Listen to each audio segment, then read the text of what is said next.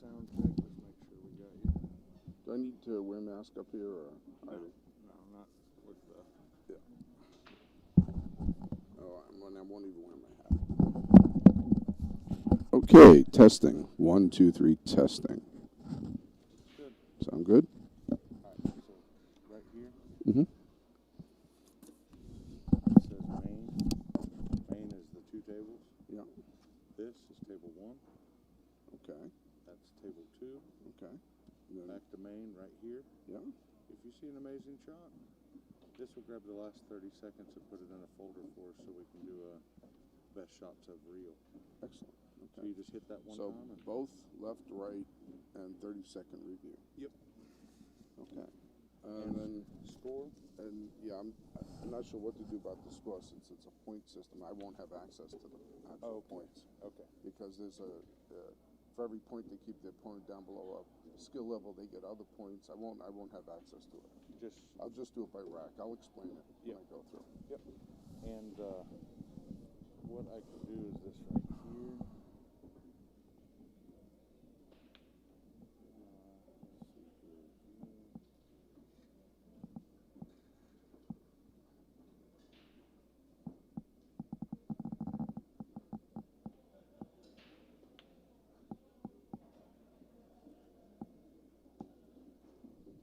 Oh, that's pretty clever. Perfect. So whatever the active screen is. Yeah. Okay. Put it up there for you. That's great. Oh, I can do that. Yeah. All right. All right. But let me know when we go live. It's live. Oh, it's live now? Yeah. Okay.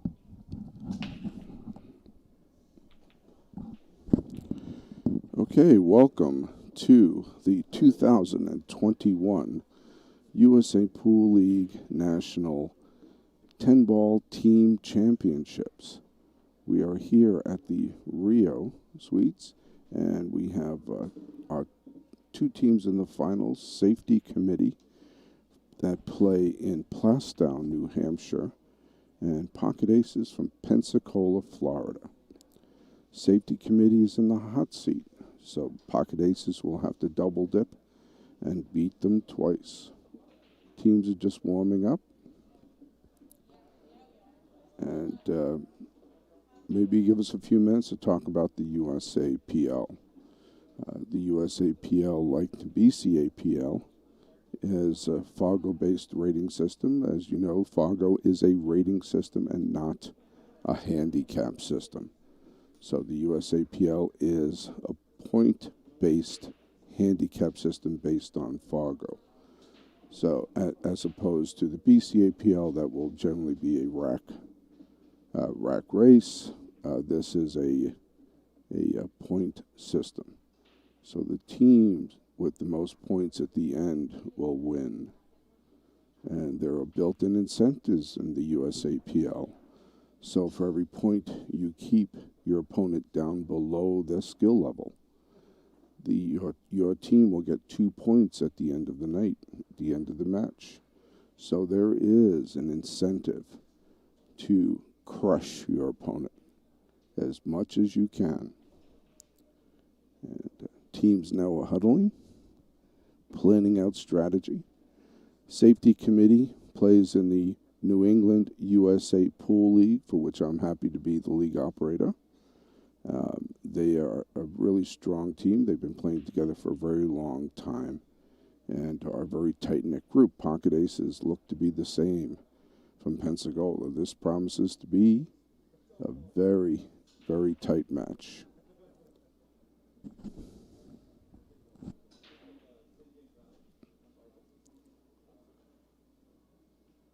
This was set up is from Badboys TV and appears to be sponsored also by Litman Lights, CSI, and BCA and USA Pool Leagues. Take this opportunity to share the screen with your friends. Let's build up the viewership.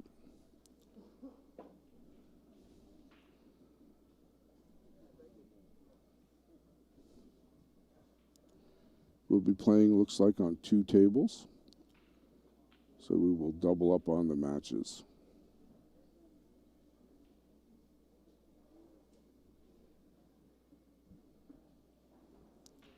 Again, we are here, the 2021 USA Pool League National Championships with Team 10 Ball. We at the Rio, and we've been here all week. Some phenomenal play here. We had the Predator 10 Ball World Championship that I believe had 150,000 added. We've had some of the best pool players in the world have passed these halls this week.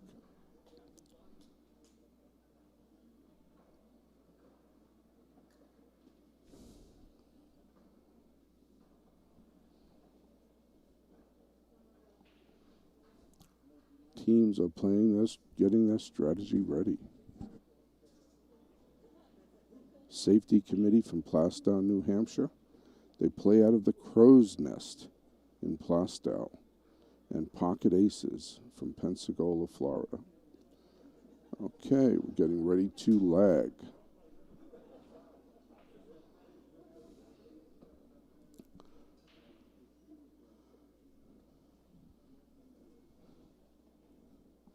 Table 1 leg goes to Pocket Aces.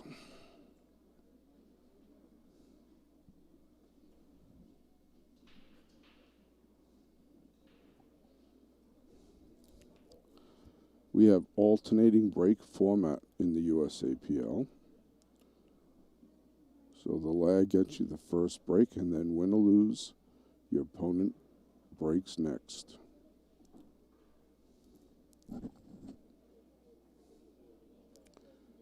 Ten ball is a call pocket game. One at the apex of the triangle, the 2, 3 in the corners, and the 10 in the middle. Now we're going for our second lag.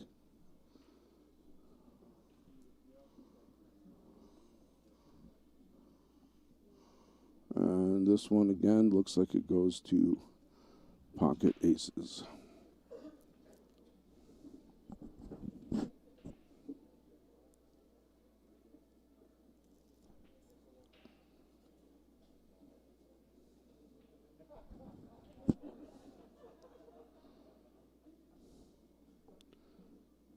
Now with any rotation game, you can get an early 10, as long as you hit the lowest numerical ball on the table first. And you call it, of course.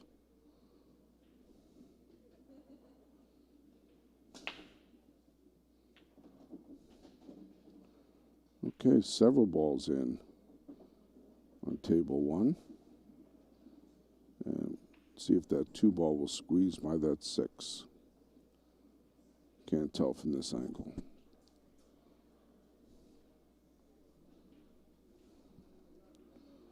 Will that 2 squeeze by the 6? If not, it's going to make a very nice safety. Yep, went for the safety. I guess it could not squeeze by. Safety committee is up, and they're looking at a kick. And that is a makeable kick.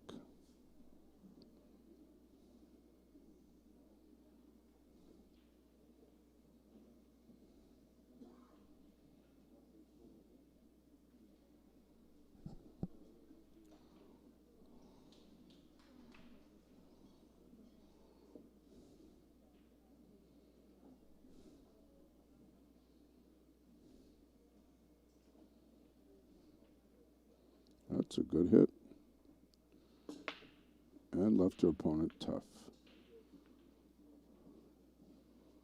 Okay, table 2 looks like a dry break. And it looks like there's a shot on the 1.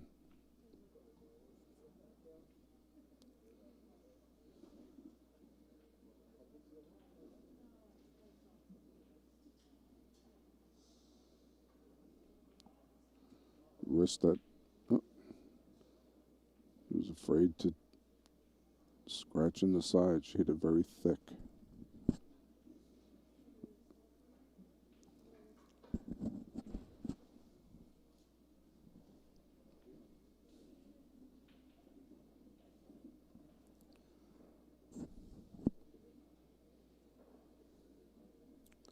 So the USAPL, again, is a point-based system.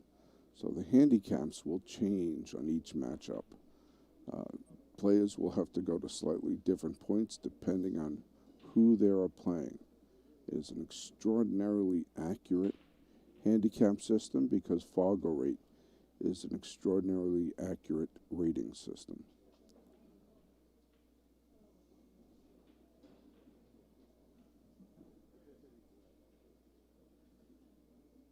Table 1's got a nice cut on that 2. Too thin.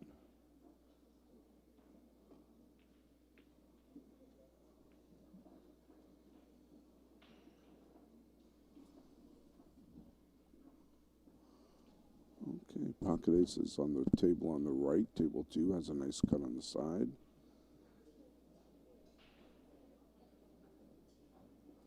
And table 1, gonna have to kick.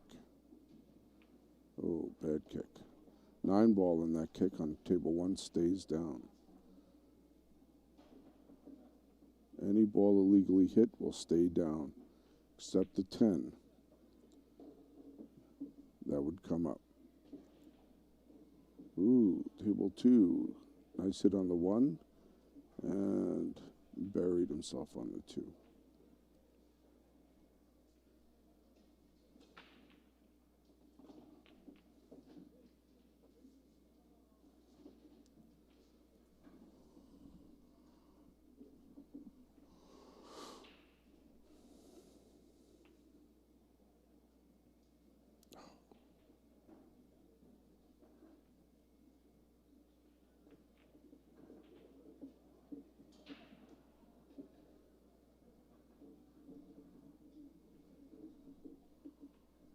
Okay, let's take a look at table 2. Looking at a bank or a safety.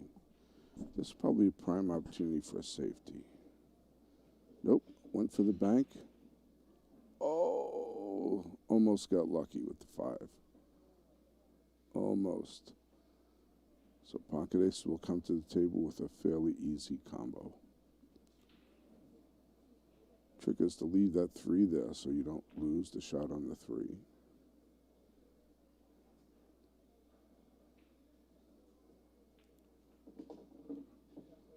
Okay, got lucky. I think might be able to get past that 8. Hit probably a little too hard.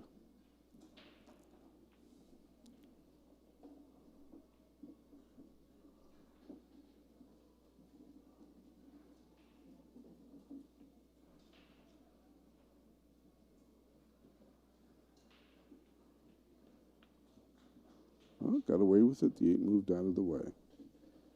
Let's go back to table 1. Looks like a nice, run out potential there, but a miss on the 6.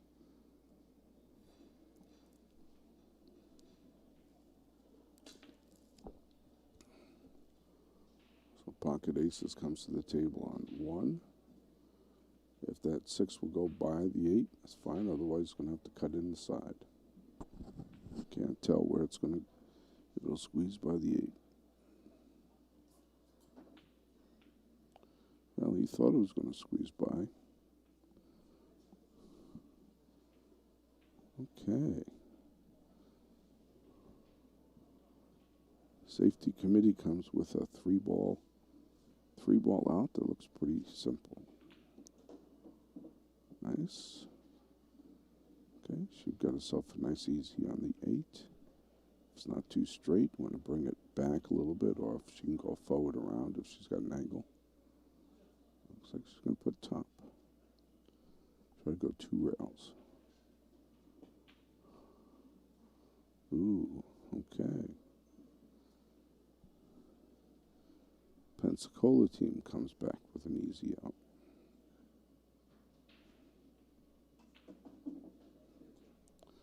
Little draw, that looks good.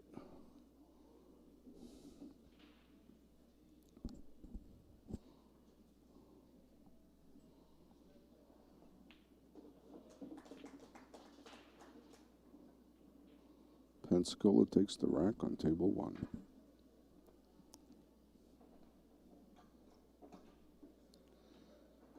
So we're alternating breaks on rack 2. Player Garin on rack from the Safety Committee, New Hampshire, takes it's rack your own format. So she's racking and taking the break on the second rack.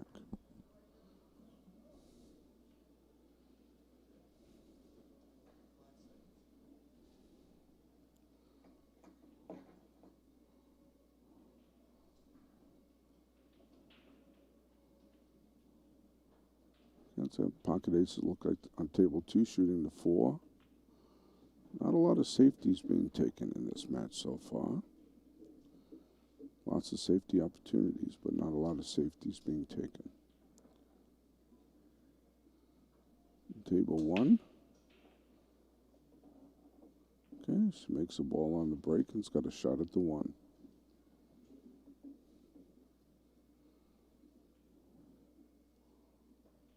It looks like that 2 ball is going to have to hit that 1 either with a little draw or follow. Want to have a clear path for the 2. So we want to get stuck behind that 9 ball.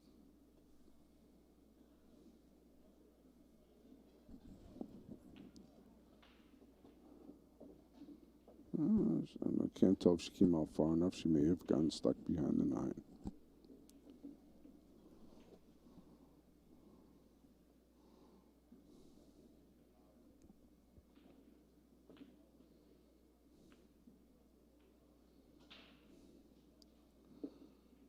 Okay, table 2. Player comes to the table with a shot on the 6.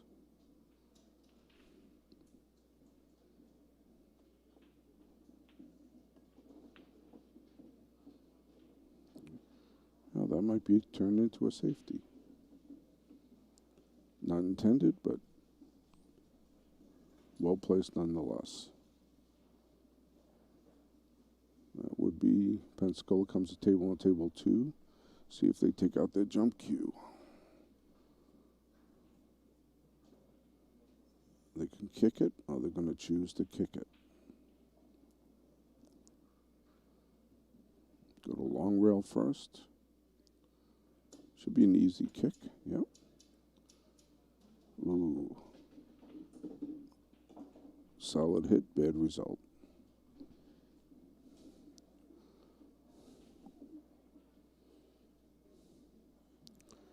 Jump cues are allowed in the BCA and USAPL leagues. So if the house, the host location allows it, players are allowed to use jump cues, and most are pretty proficient at it.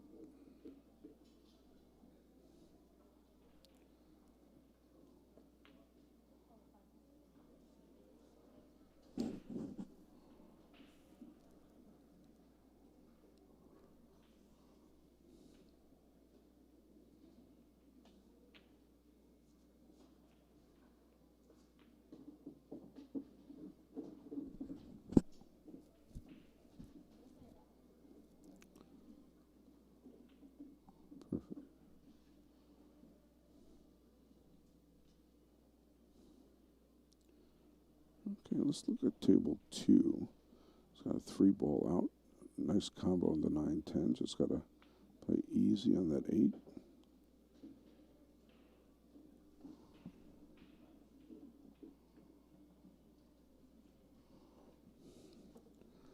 And take the time.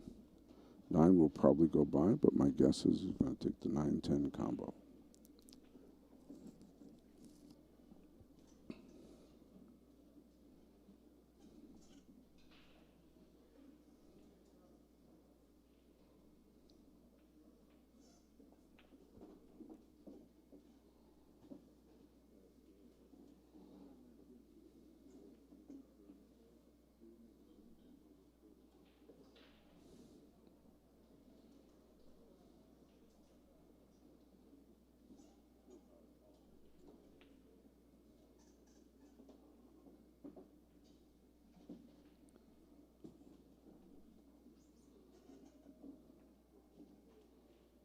Okay.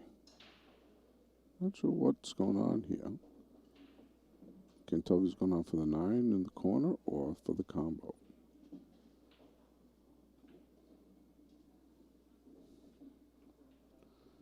10 will win it if it's called, and the side will win the rack.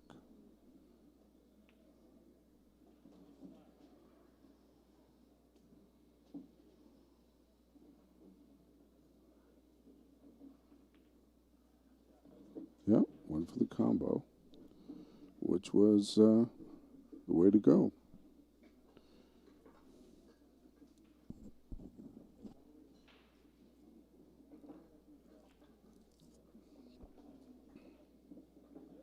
Okay, table 1, nice position on that 10. I think that will be the second rack win on table 1 for pocket aces. Again, we are in an rack your own alternating break format.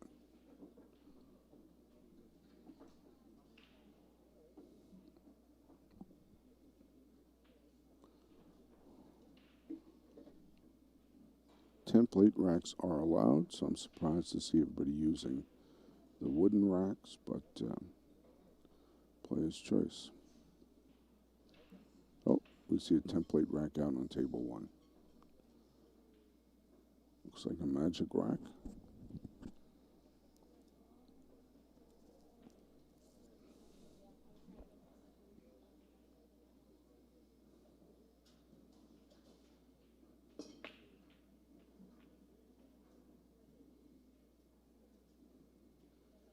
All right, dry break on table 2.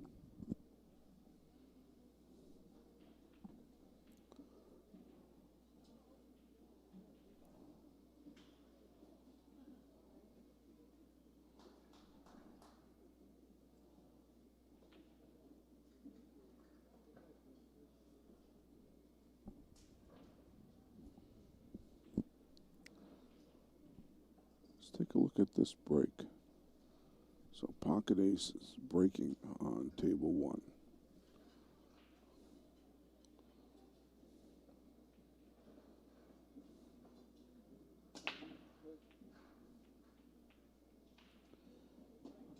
Ball on the break, a classic 10-ball break, close to the hit spot, and you're looking for the balls behind the one ball in the front to go in the side pockets. Both balls just came a little bit high for the side pocket.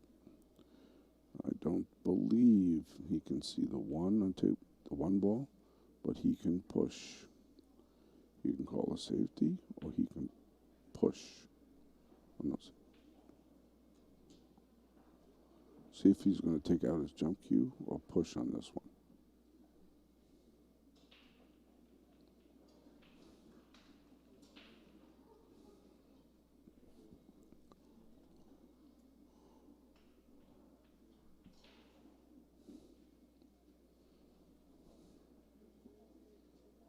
I was going to kick.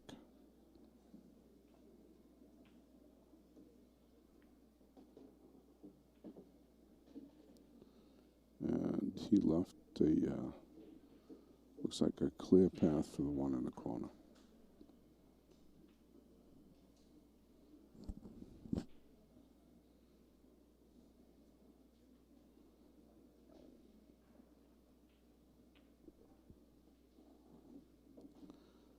Nice. 2 down, and a 3 is by itself for the corner on table 1.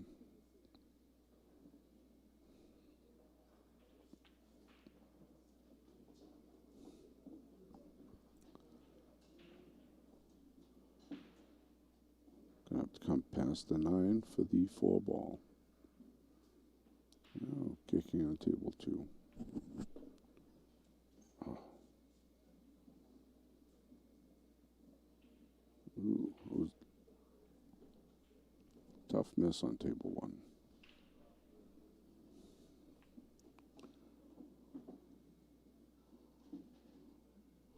Some players are not used to how fast these tables are running. These are 7-foot diamonds, Simonis, and they're running very fast.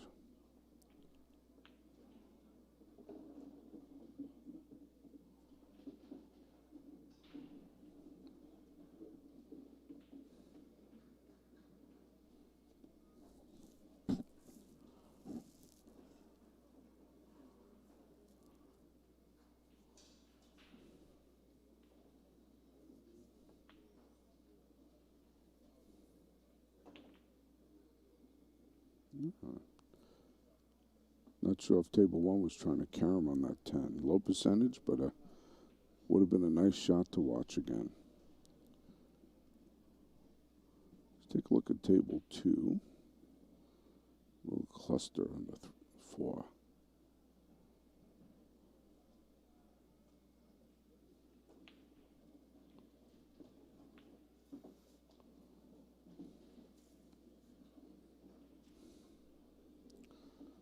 Okay, table 2. If you got enough angle, might be able to break out that 4-6 cluster or somehow come behind it.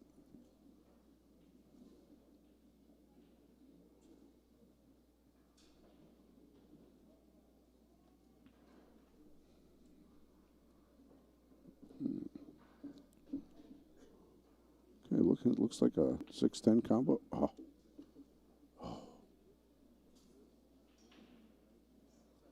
She was definitely going for the combo.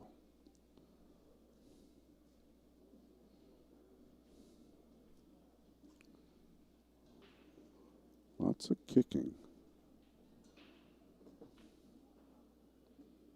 No, ball in hand, failed to hit the 4 ball. Another combo on the left.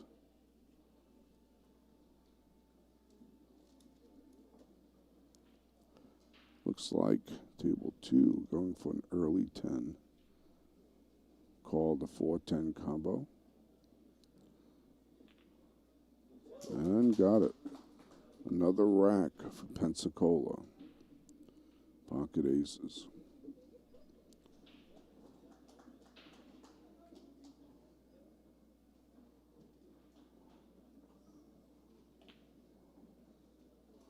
So in the USAPL scoring system, the winner of a rack will get 14 points, and the loser of the rack will get a point for every ball legally pocketed. So if a loser of the rack gets 5 balls in, and the winner gets an early 10, it would be 14-5. No matter how you win, you will get 14 points.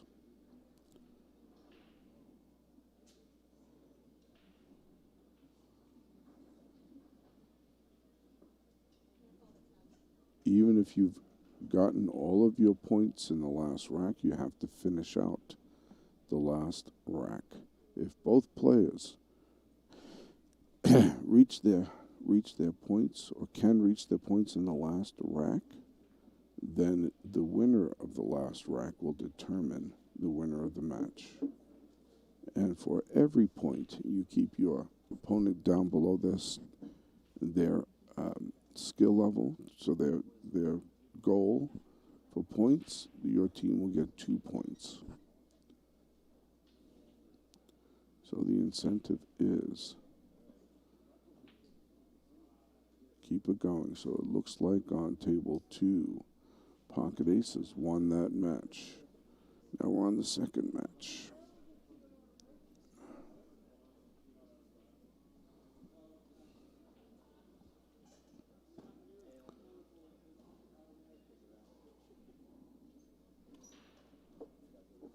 The winner of the match will get 100 points for the team, as well as 2 points for every point they keep their opponent down below their target score.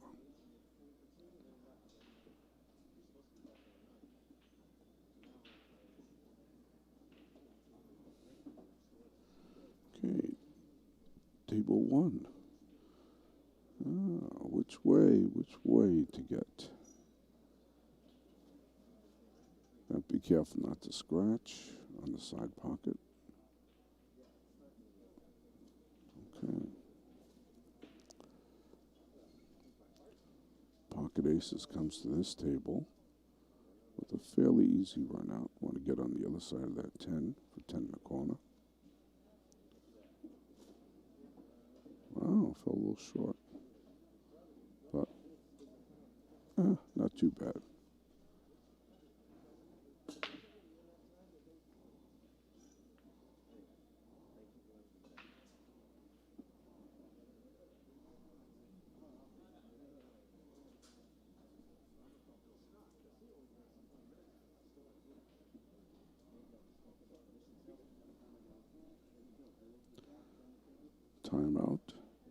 each player in the USABL is entitled to up to 3 timeouts in a 5-match format. No more than 1 timeout per rack. The team in a 5-match format will have a 10 timeout limit.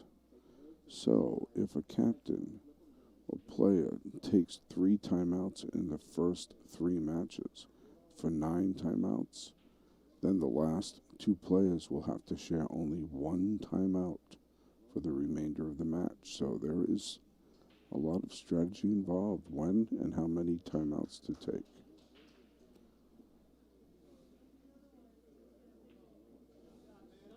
Made it work, made it work.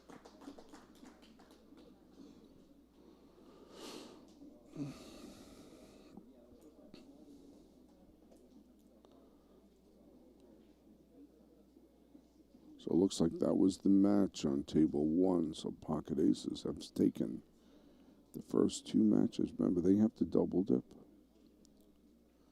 They will have to double dip. Safety committee is in the hot seat.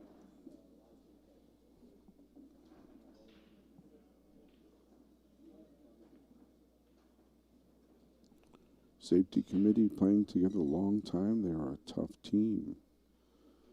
And they can certainly come back from the first 2 matches. They are a strong team.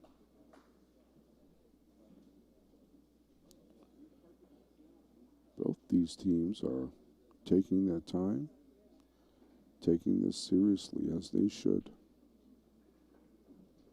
Nice safety.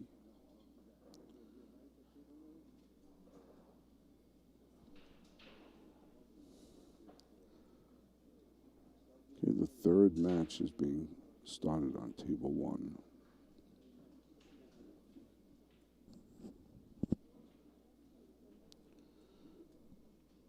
Let's take a look at table 2.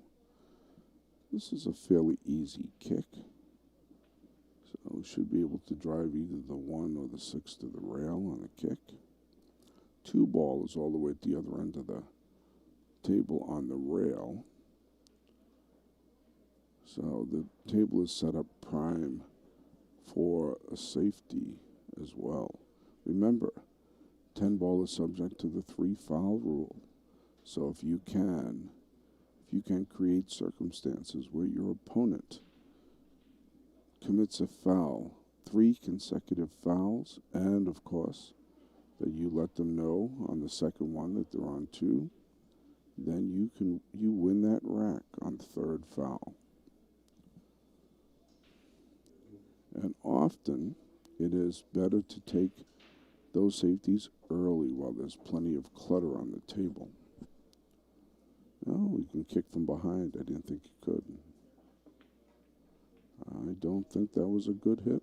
I think the 6 got hit. The ref apparently agreed. That 6 ball was hit first. It's too bad it was an easy kick going to the short rail first instead of the long.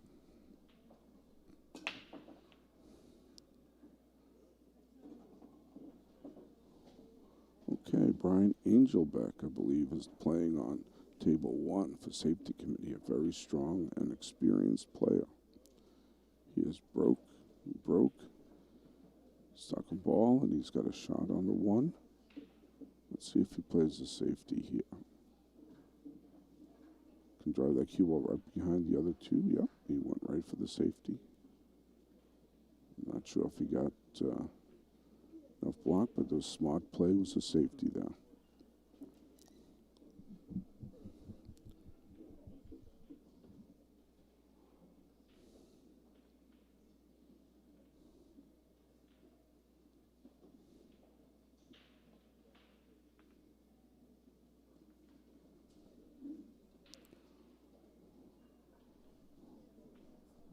Okay. Let's see on table 2. Table 2 shooting the 3 ball, either a bank on the side or a safety. My guess a safety would be the smart play here.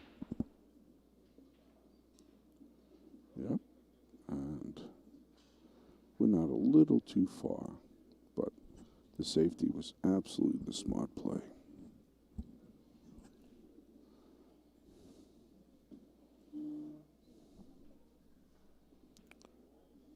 Let's see table one. Table one right up against that two. Now it's going to have to try to. Very nicely played. Thin cut to two, left it behind the five.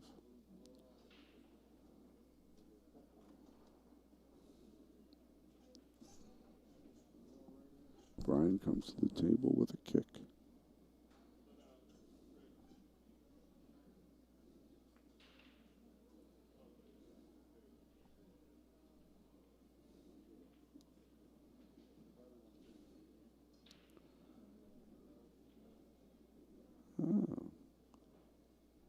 See if that tangent line brings the two to the side pocket. If it does, he just has to pretty much make contact. Oh, that was definitely what he was going for. Tangent line just brought it up a little bit short.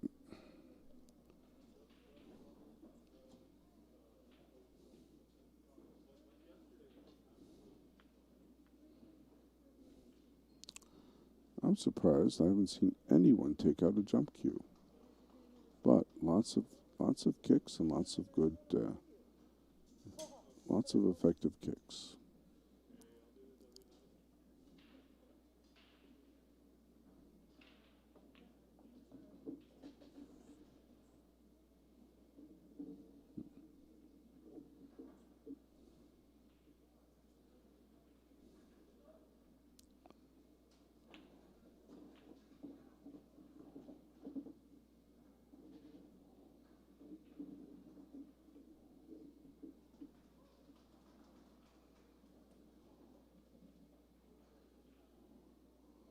Oh, I want to see on table two how he's going to come back for that seven.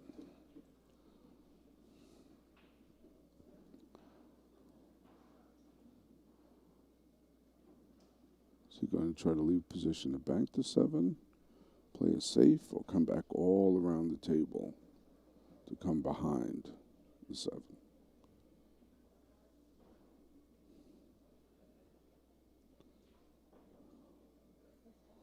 Maybe a six in the corner? No. He must have been going for the bank on the seven. Must have.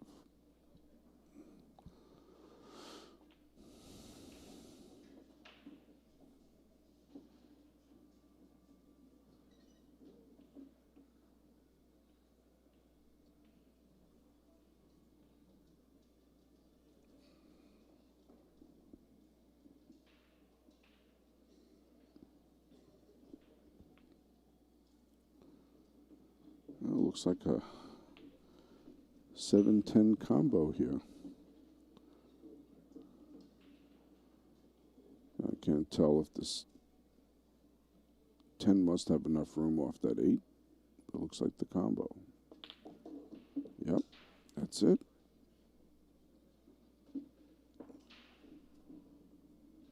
Pocket aces takes another rack.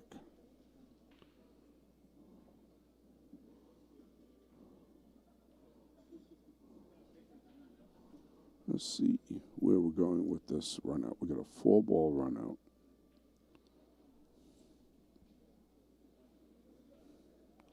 Should be fairly easy.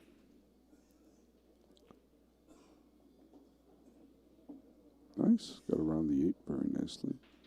2 rails. Needs to just come back 1 rail behind the 9. Yep, just like that.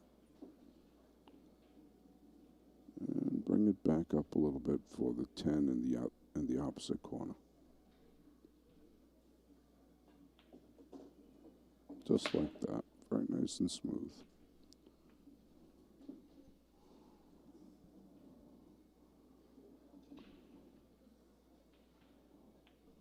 Hey, I'm seeing both teams use magic racks now,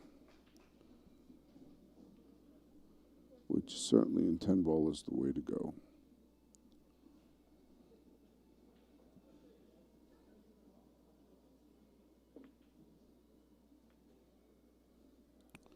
safety. Tried to get behind that 6 and 4.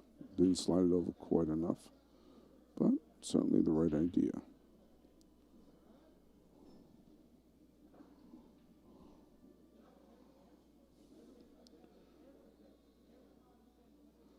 Should be able to kick that one out pretty easily. Just don't want to get yourself into trouble.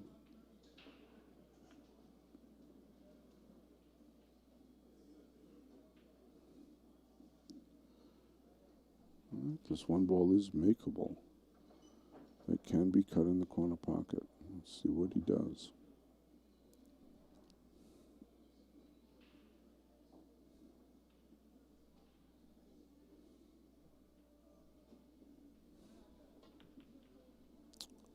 Almost. Very close. And he left an opponent either a jump or a kick. My guess, since I haven't seen a jump cue, is that it will be a kick.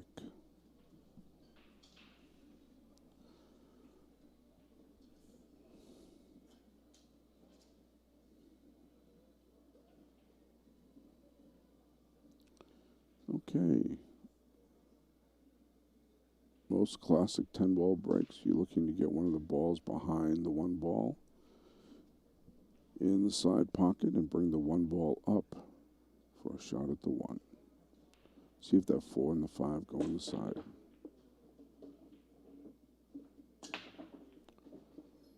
Oh, 4 and the 5 just rattled out, and the one ball went in. And it still has a shot at the 2.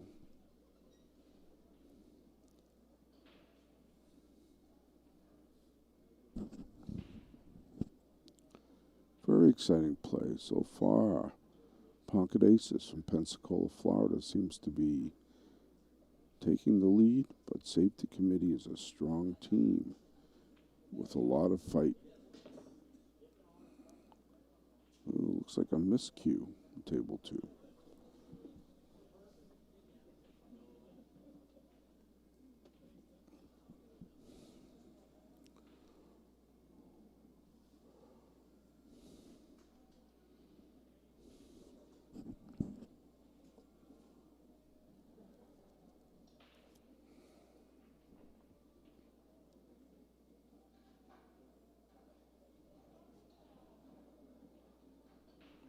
This is a time for safeties. If you don't have a shot, take your safety.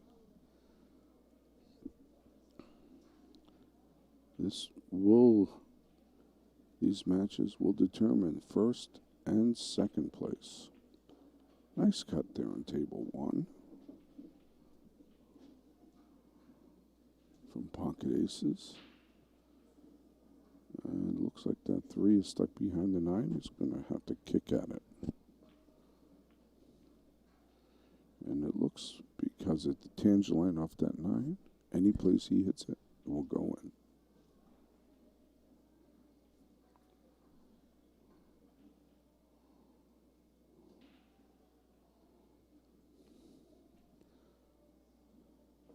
Nice easy hit.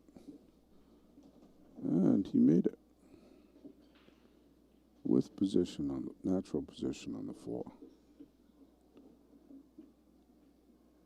Looks like an easy tee. Nice layout here. 4, 5 on the side, 6. Looks like there's plenty of room to hit that 8 in. 9 will go on the side of the corner. And it looks like a nice layout for a run out in the remaining 5 balls.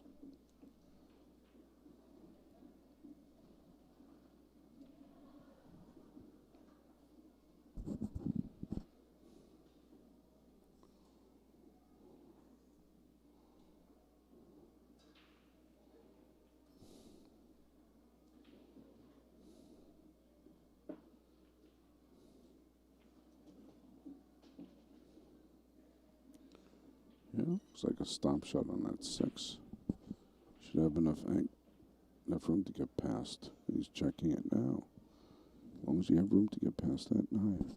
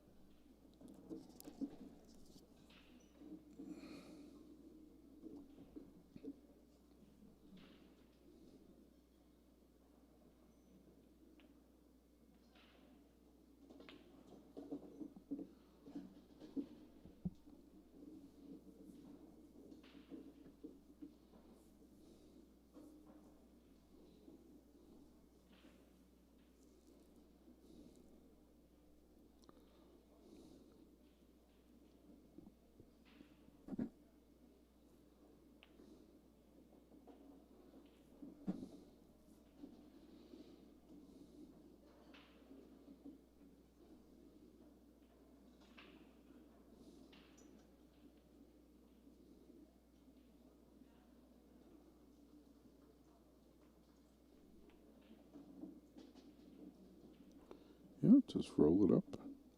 Natural position for 10 in the corner.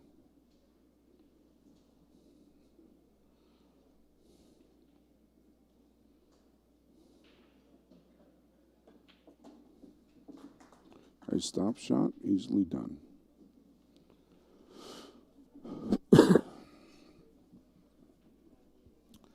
Again, USAPL is based on the Fargo rating system, but the USAPL handicap system is based on points. So every ball counts. Whether you're winning or you're losing the rack, every ball counts. For every point your opponent keeps you below your target, then you'll get 2 points for your team at the end of the night. So it's an incentive to keep your opponent down below their winning number.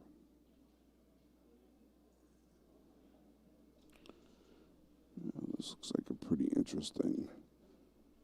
Plus, I can't tell if that looks like the 4 might be frozen to the 4 ball. The cue ball might be frozen.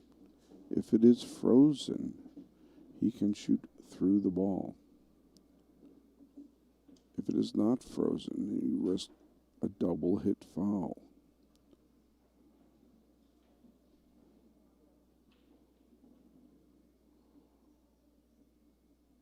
And if it is frozen, the ref should be called over to check.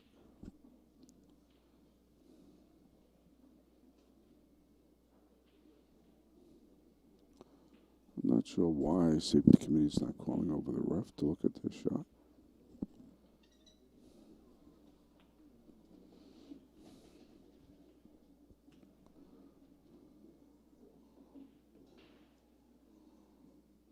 A big risk for a double hit here.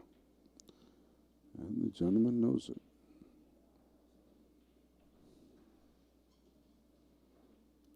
So he's going to opt to thin cut that 4 and shoot away, not take the risk.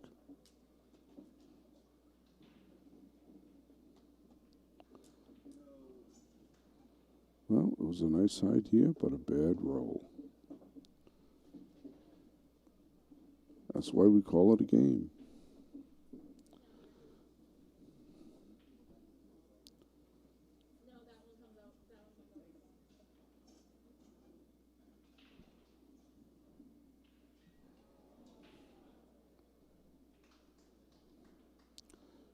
Anytime the balls are frozen the way they were, or cluster, when we have refs, we have trained refs available, the smart thing to do would be to call them over.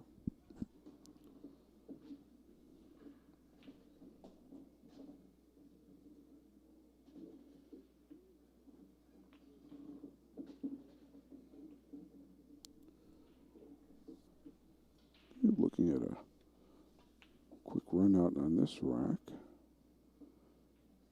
Always get good position on that 7. Looks like he's going for the side. Okay, you just don't want to get anything stuck behind the 10 ball.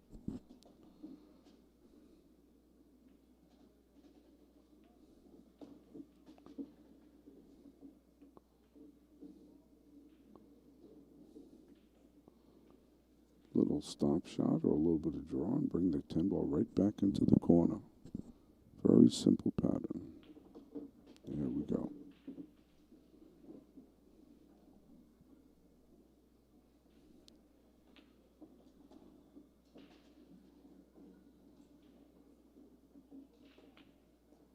Nicely done. This is Roy Pastor. I'm the league operator for New England USA Pool League. I was drafted into this commentating position, and safety committee, one of the teams is from New Hampshire in my league, the New England USA Pool League.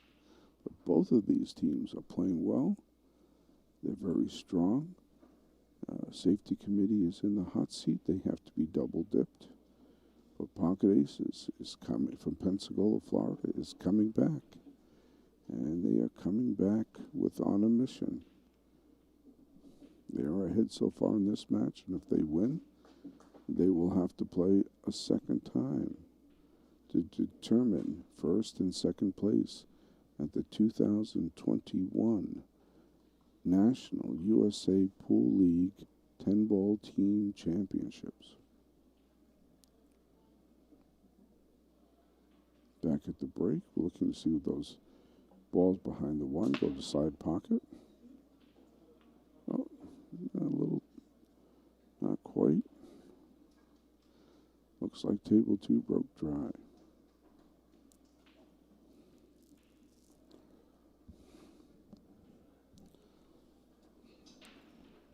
Sense comes to the table. Is he going to push?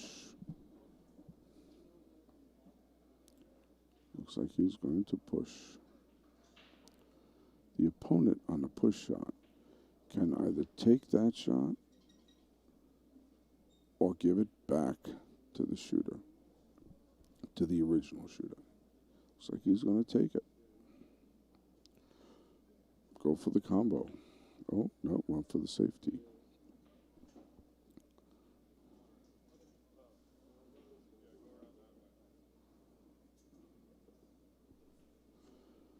Good choice. Now,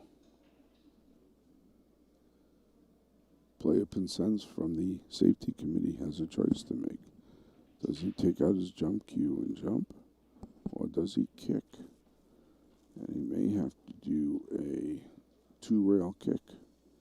Come between that 7 and the 10. On the short rail, come off the long, and that may be a makeable 2-rail kick here. Or take out the jump cue. He's got the jump cue. First jump cue I've seen this match. And didn't make it. Hit the 9, ball in hand, 9 stays down.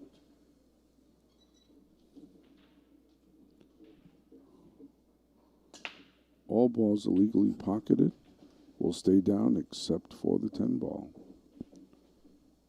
If the 10 ball is illegally pocketed, it will come back up. All other balls stay down.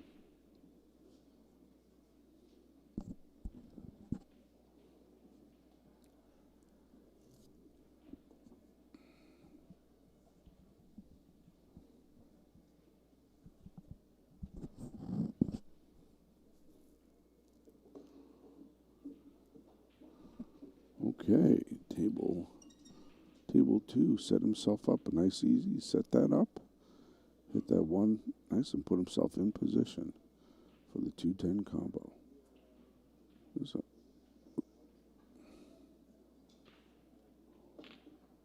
Oh, rushed that shot, hit it hard and rushed it.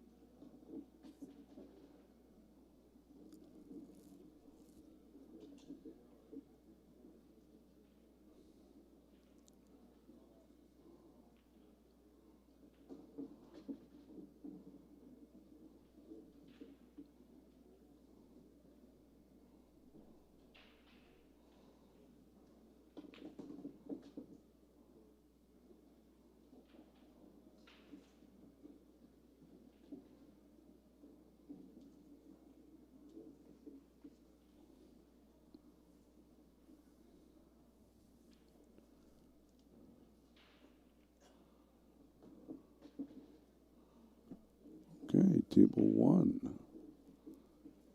Beck is left with another kick. Is he going to go short rail or long rail? He's going to go the opposite short rail and go for it in the corner pocket. This is a makeable kick. Very nice hit.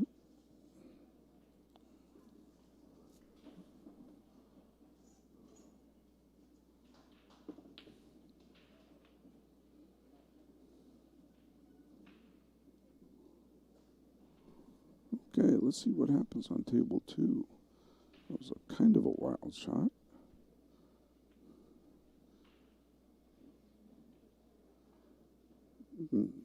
Is he going to kick behind or just 7 and just make the hit? Nicely done. Just made the hit. Now, question is, will that 10 go back on the corner pocket? Is that 7-10 lined as being looked at now? He can kick behind that 7 if it's locked up. Well, looks like he's just going to go hit the 7. Yeah. Little too hard.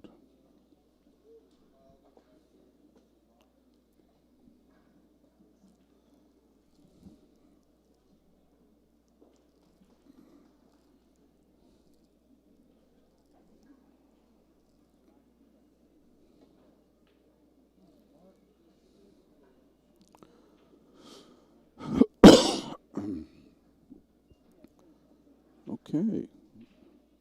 That was a mess for pocket aces. Safety committee comes to the table. 3 balls left on the table. Ooh, very hard shot. Hit that a little too hard. Could have just floated it in, left the 8 in the side pocket.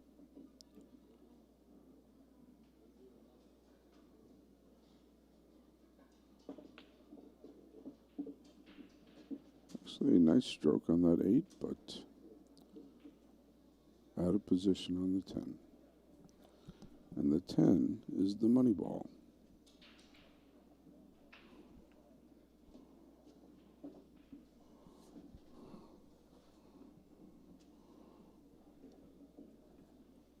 Okay, pocket aces.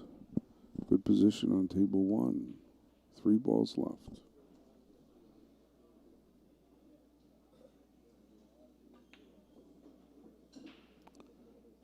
Nice cue ball control. Just move that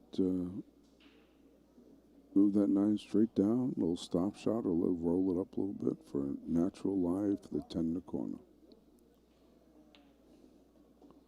Yeah, there's the stop shot. We're close to it.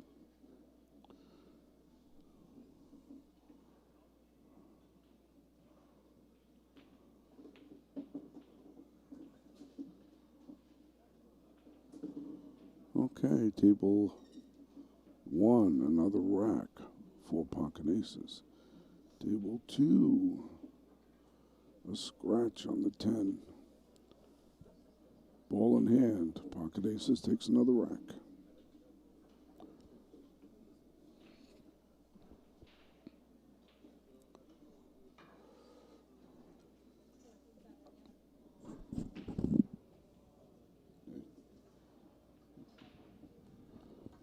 Remember, we have alternating breaks. This is rack your own.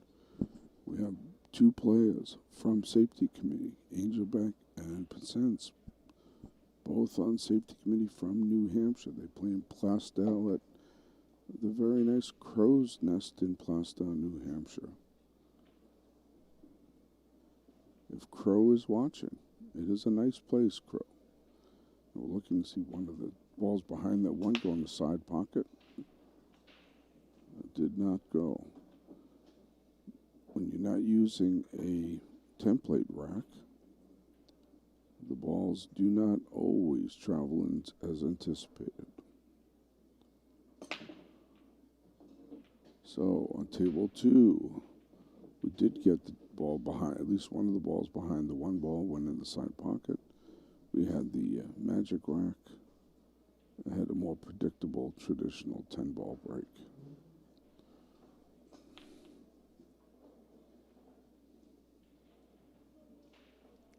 We're playing on 7-foot diamond tables with brand new cloth, brand new balls, and they run very fast. The safety committee, where the home location in Plaistow, New Hampshire, the Crow's Nest has 8-foot diamond tables, so they are used to playing on diamonds.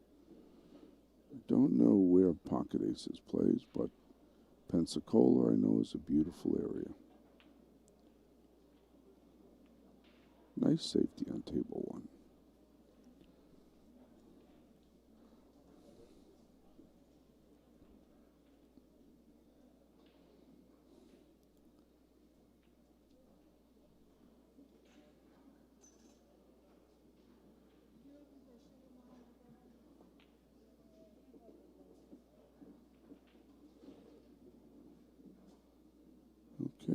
table 2.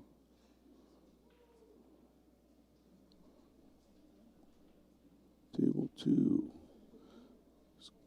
Looks like he's going to go for the bank. It's a tough cut. That can be cut in the corner pocket, but he's going to want to get up table a little bit for that 6.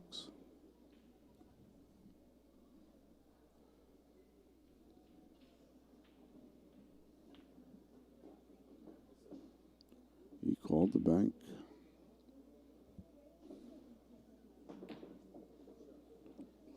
Shot it right in, rifled it in, and has a shot on the 6.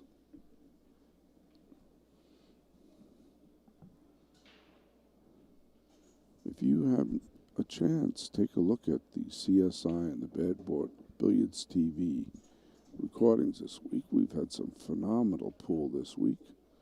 I know that they've been shared on many Facebook pages, but if you have a chance, some of the best pool in the world is being played at the Rio this week for the 2021 BCAPL, USAPL, the CSI events, the Predator 10-ball World Championships with $150,000 added. The best pool in the world is right here at the Rio. A mix of amateur and professional players.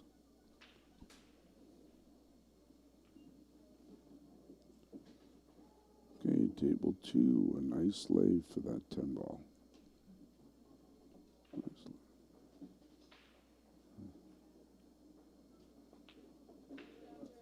Nicely done. That is a rack for safety committee.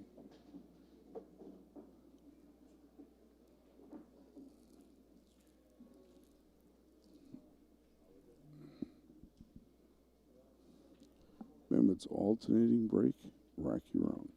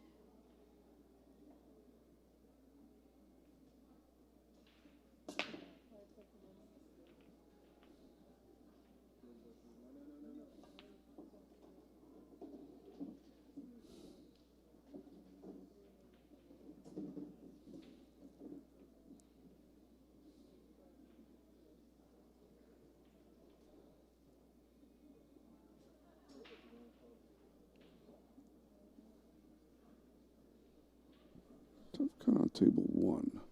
That's definitely makeable. I got to keep position for that 9. Oh.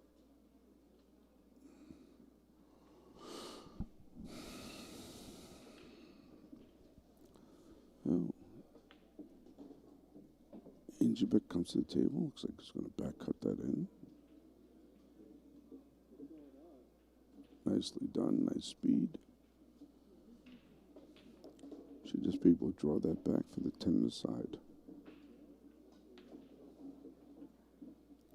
Oh, maybe the corner.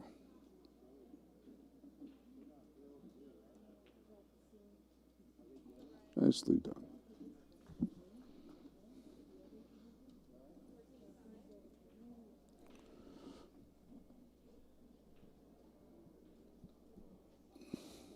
Safety committee takes that rack on table 1.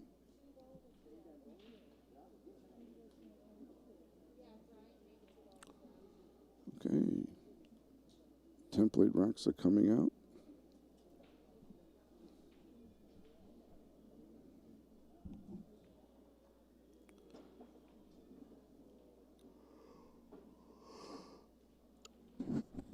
Oh, it's been a long week at the Rio.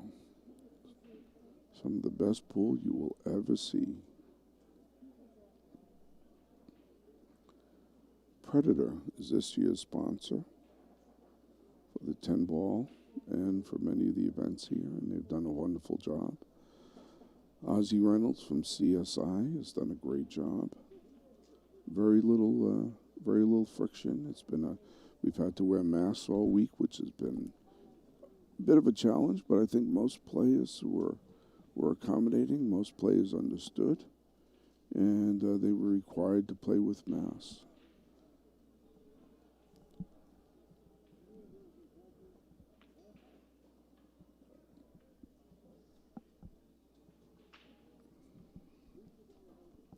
But other than the mask wearing,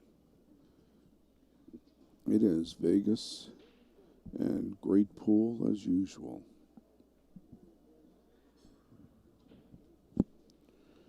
Okay, we're seeing if this 4 and the 5 ball are going to go into that side pocket.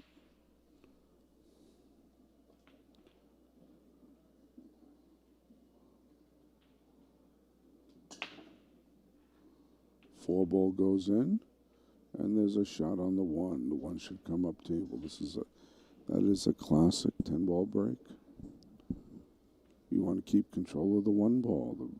Other than the 1, 2, 3, and 10, the balls should be random. So keeping control of that 1 ball for your first shot is important. And the 4 ball behind the 1 went in the side. Classic break.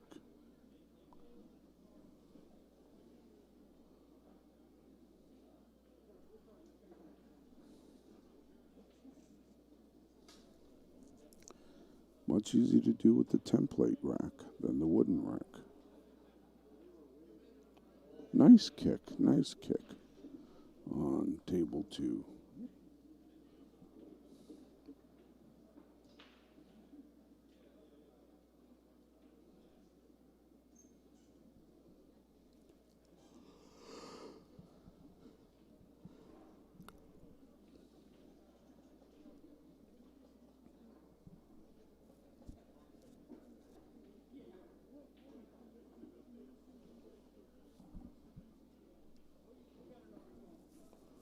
Back to table 1, Brian Angelbeck at the table.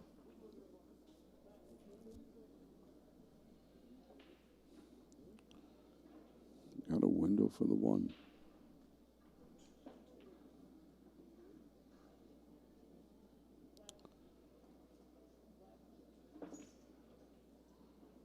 Okay. Pocket aces comes in. This is a prime opportunity for another safety. Not sure if the 1 ball will bank past the 10, but if not, there are plenty of blocker balls on the table for a safety.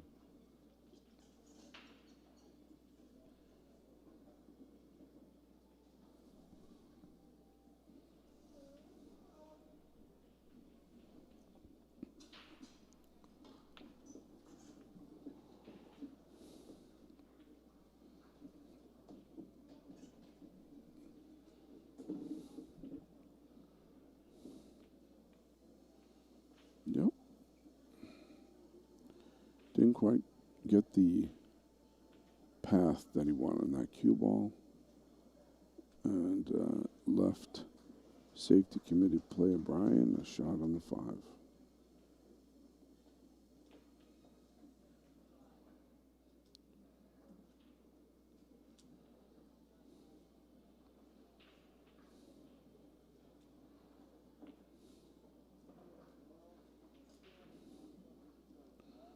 Okay, the safeties are coming out. On table 2, that is a makeable jump for the 6, but that's a close jump. So I'm sure he's going to be going for the kick. Question is the 10 too close, or does he have enough room?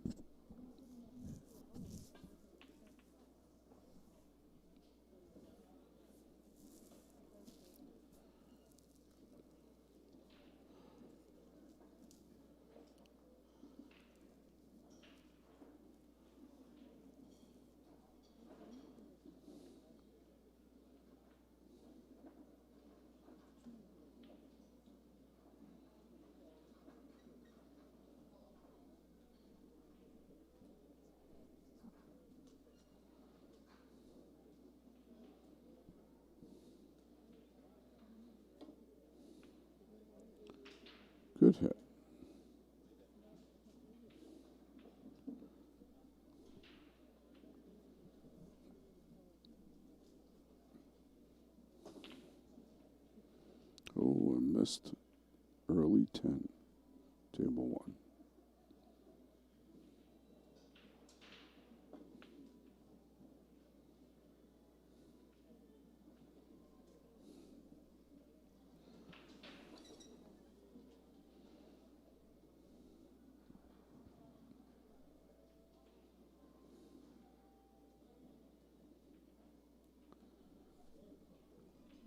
Oh, table 2, only 5 balls left on the table. Not a lot of trouble balls here.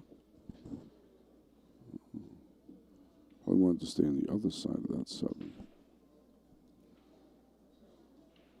Just going to back cut it. That's a tight cut from this angle. See how he does. Made it. You hear a chuckle there from the player because he thought he blocked himself. But I think he's got enough room.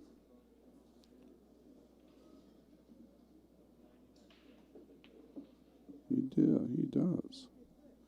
Probably wants to bring the cue ball out and put the 10 in the same corner pocket. And he does.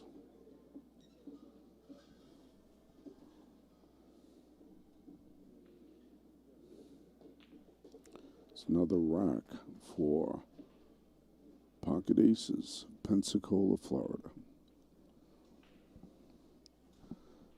All right, let's see table 1.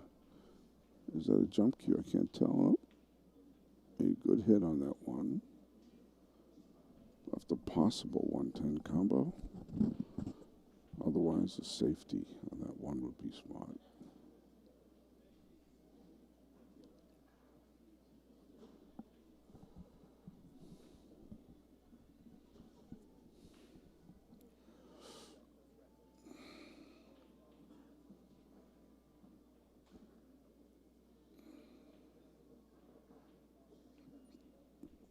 Yep, to bury the cue ball. Smart play.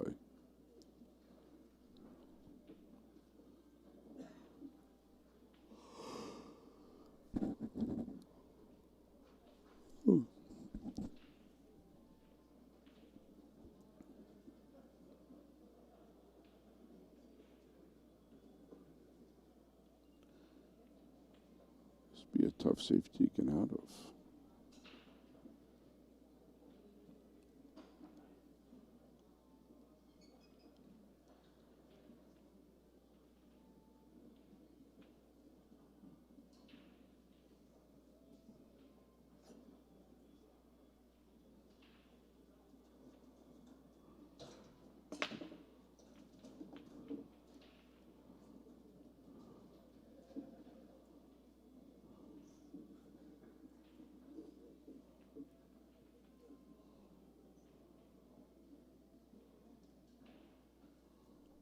That was a very tough safety. Gave up a ball in hand back to Pocket Aces.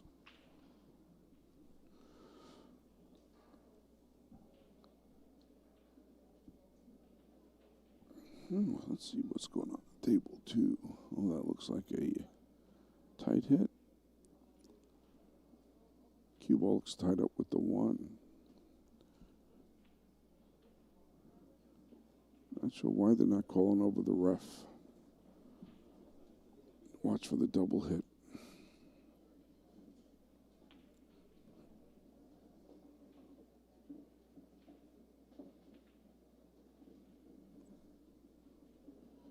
Looks like that. Finally, that's what they're doing. I think they're calling the ref over to watch the hit.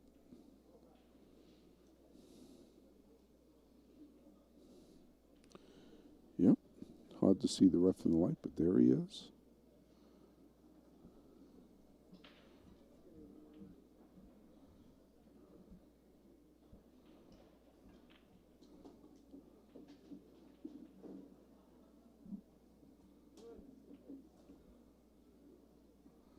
Called it a good hit. Yeah, we should see another safety coming. Guess he can kick around the 3-6. But a safety might be the best shot.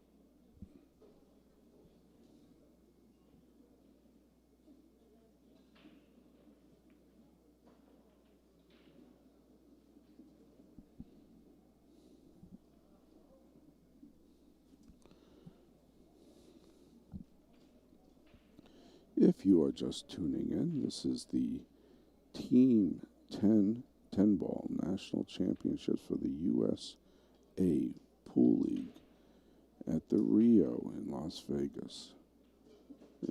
These teams are the safety committee is the team in the hot seat, Pocket Aces from Pensacola, Florida. Has to beat them twice. This is the first match. If they win, if safety committee wins, they have to play again. If Pocket Aces wins, they have to play again. If safety committee wins, that's the end of it. They will become the 2021 National 10-Ball Team USA PL champions.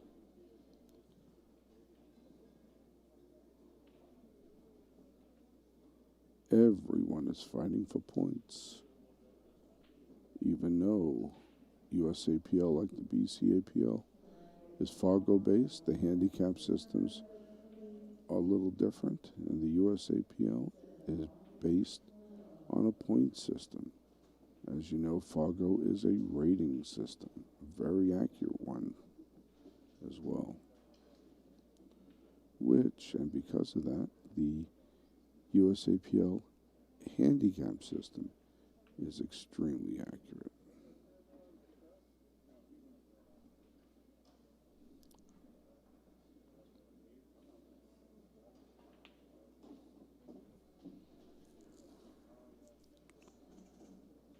Not a lot of problems on table one.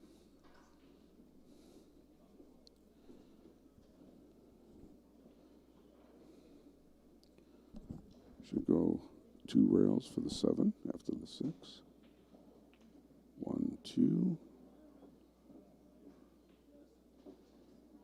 And you can go either 1 or 2 rails off of the 7, come back for the 8. Everything's nice and open.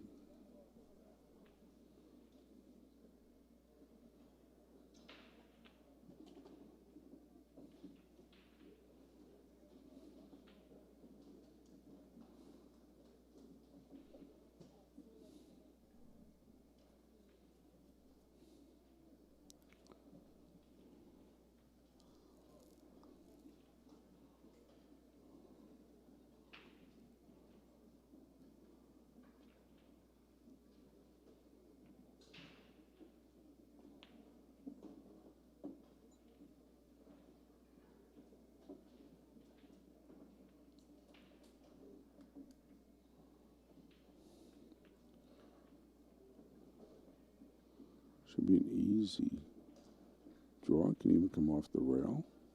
Nice, yep, off the rail for a nice straight-in shot on the 10.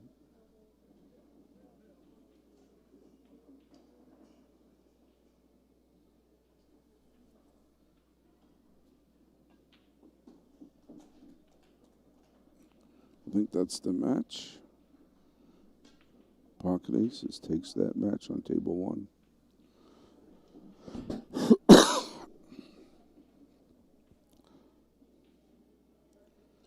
Back on table 2.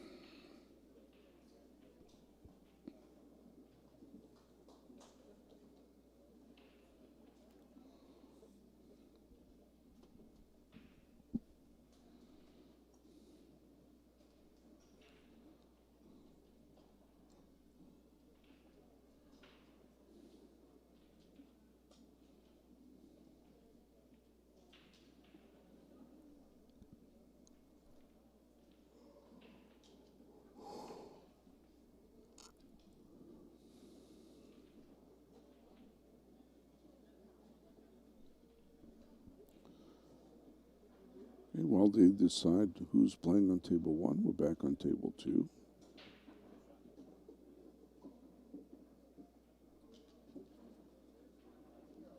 We have Pocket Aces from Pensacola, Florida, at the table.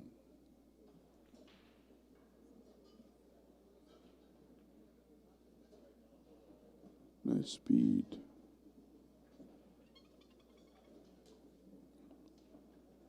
No problems here.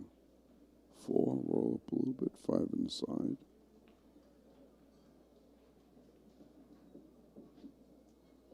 6 in the corner.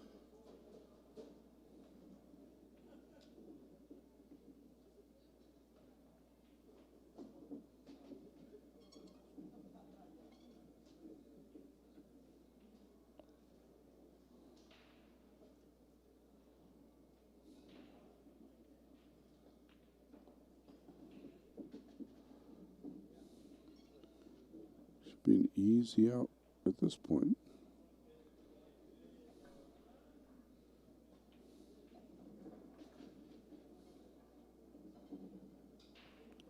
Eight, 9 in the corner, 10 in the opposite corner.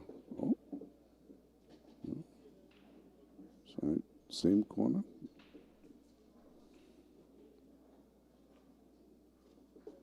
Nice out.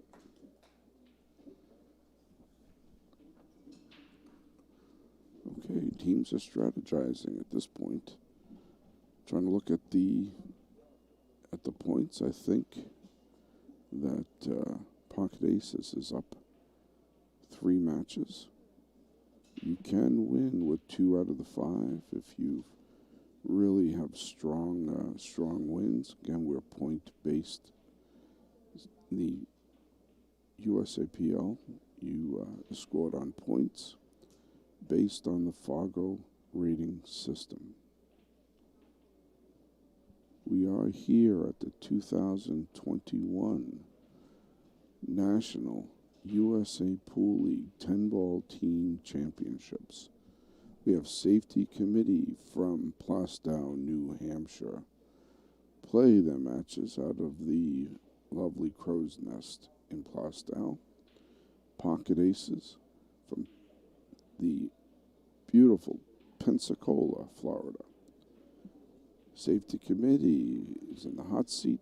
Pocket Aces has to double dip and beat them twice.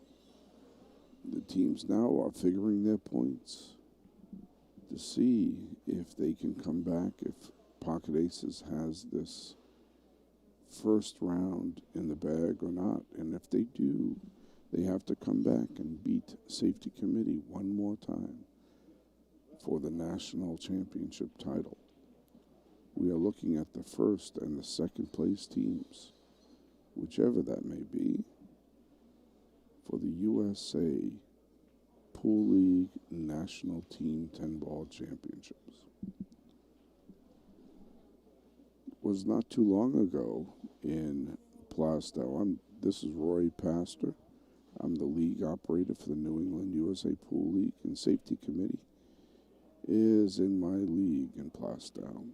And it was not too long ago that very few people played or had even heard of 10-ball in the area. But 10-ball is a call pocket game. No slop.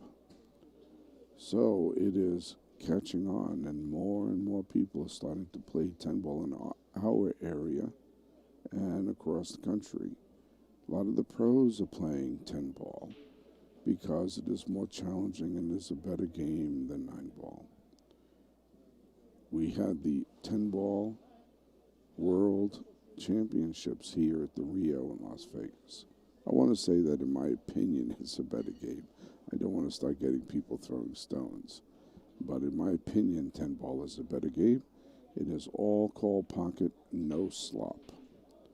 In the USA Pool League, our 8-ball is also call pocket, no slop. In the New England USA Pool League, my league in New England, we only play no slop, call pocket pool for both 8-ball and 10-ball. And contrary to what many people originally thought, it is a favorite for the new player, the novice player, the people just coming in. It is a lot more fun than just having somebody whack the balls around and get lucky. Players get better very quickly. The new players enjoy it more, and it is better all around. Okay. The teams are figuring out where they are now.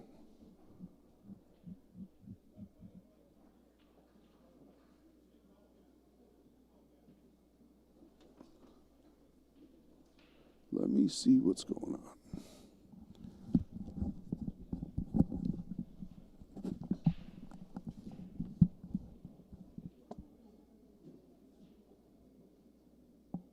Is this match over? Okay, you getting the scores now? The score sheets, are they going to play them now?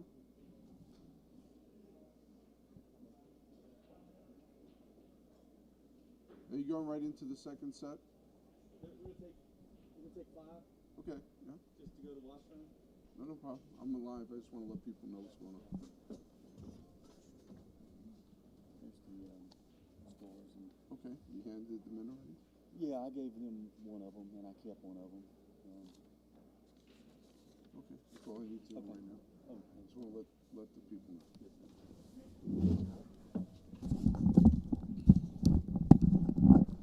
Okay, so the teams have called the match after the fourth. There was a 5-match set. They called it after the fourth match. Point-wise, safety committee could not win in the 5th match. So they took the scores to the tournament desk, and we have about a 15-minute break before we start the second set, which will determine the team championships for the 2021 USA Pool League 10-ball national champions.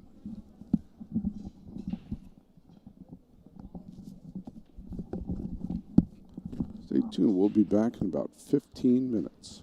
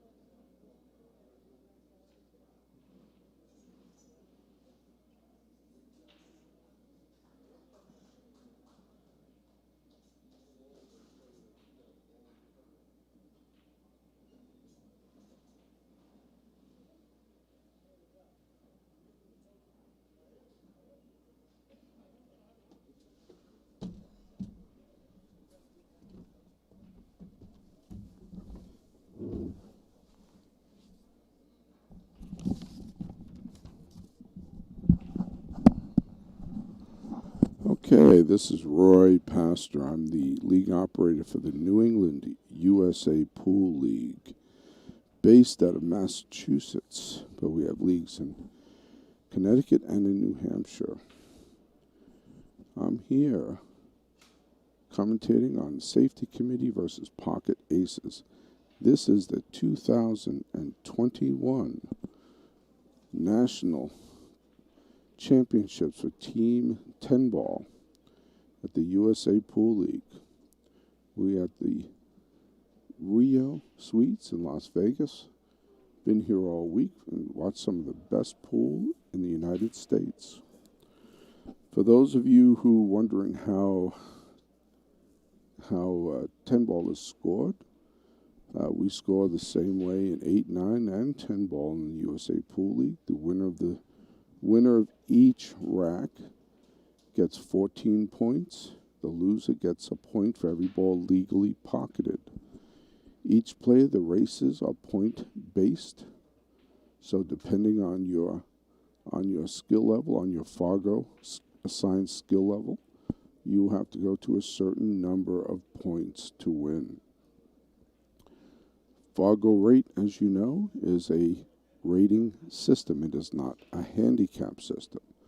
Fargo rate is an extremely accurate Fargo rating system that now is used all over the world and is used in all of the CSI, USA Pool League, and BCA Pool League events, as well as professional and amateur tournaments all around the world.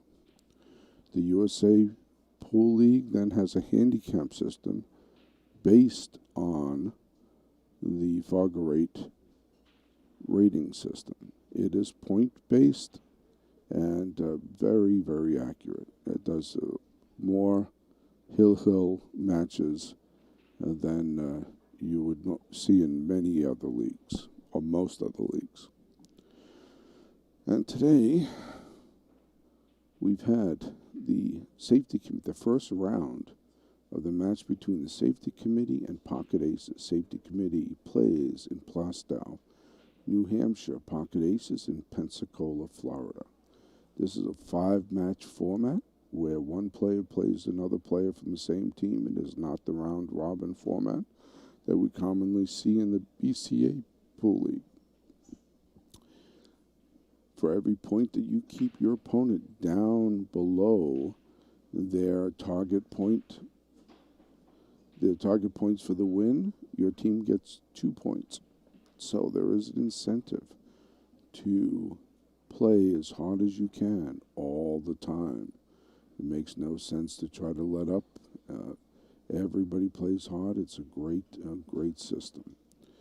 In the first round, the safety committee had gone through the winner's bracket undefeated and was in the hot seat. Pocket Aces, to take the national title away from them, must double dip and beat them twice. So far, they have won the first set. So Pocket Aces of Pensacola, Florida, took after the safety committee conceded after the first 4 of the 5 matches by points. The 5th match was not played because safety committee, they did the math and realized that they could not accumulate enough points to overcome the wins from Pocket Aces in the first 4 matches. So they're taking a short break, and then we'll be coming back in another 5-10 minutes for the second set in the national championships, and that set will determine first and second place in the 2021 National USAPL Team 10-Ball Championships. Hold on, and if you can, remember to share this on your Facebook page or your other pages and social media and share it, and let's all enjoy some of the best pool you're going to see.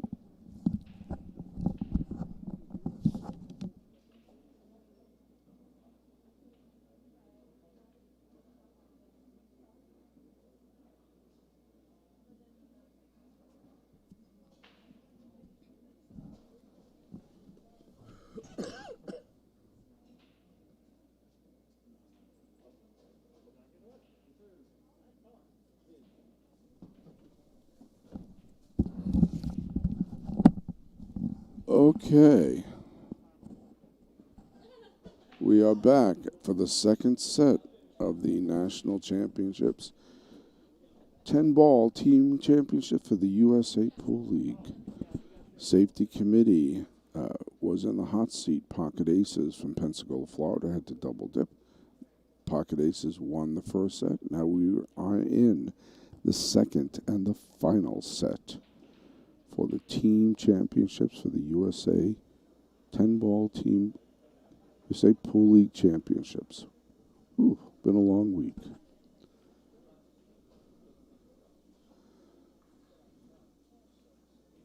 Teams will start with 2 matches at a time, 1 on each table. The one on the left will be table 1, 1 on the right, table 2.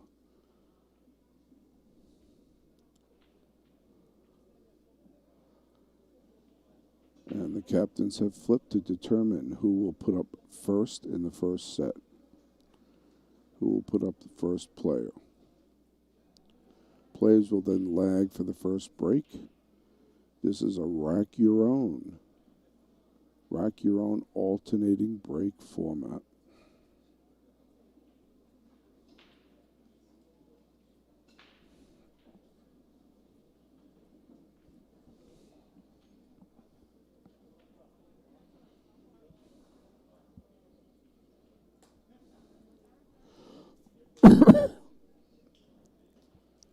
Although still a smaller field than 9-ball at the championships, 10-ball is growing both in professional sports and on the amateur level. 10-ball is an all-call pocket format, no slop. It is catching on with novice players, with experienced players, players of all levels. Okay, we have Joe Clark up on table 2 from Safety Committee, New Hampshire.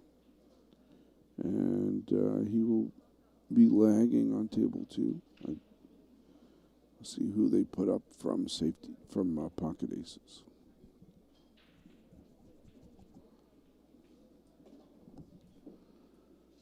Both teams will be lagging. Remember, if the balls in the lag hit the side rail, the long rail, it is a loss. If it crosses over the long string, it's a loss. Couple of practice hits. These are fast tables, 7-foot diamond, brand new Simonis cloth, brand new balls.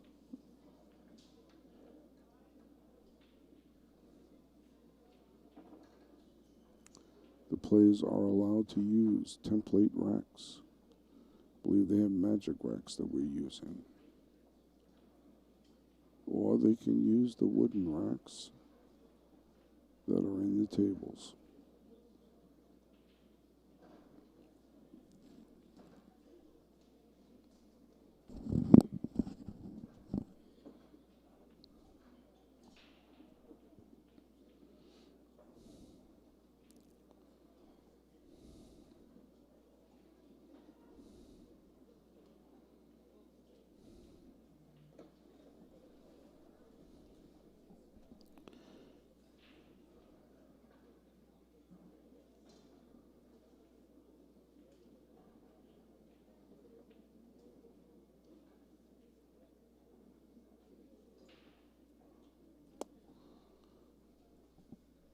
Okay, ready to start.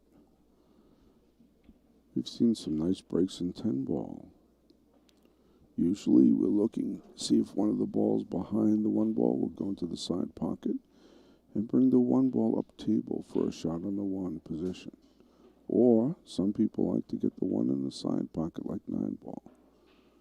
We'll see what we have. Table 1. The back balls ran a little short. Table 2, template rack. Looks like that second ball went in the side pocket. And there was a shot on the 1, which is a fairly classic 10-ball break. Much more difficult to do with a wooden rack.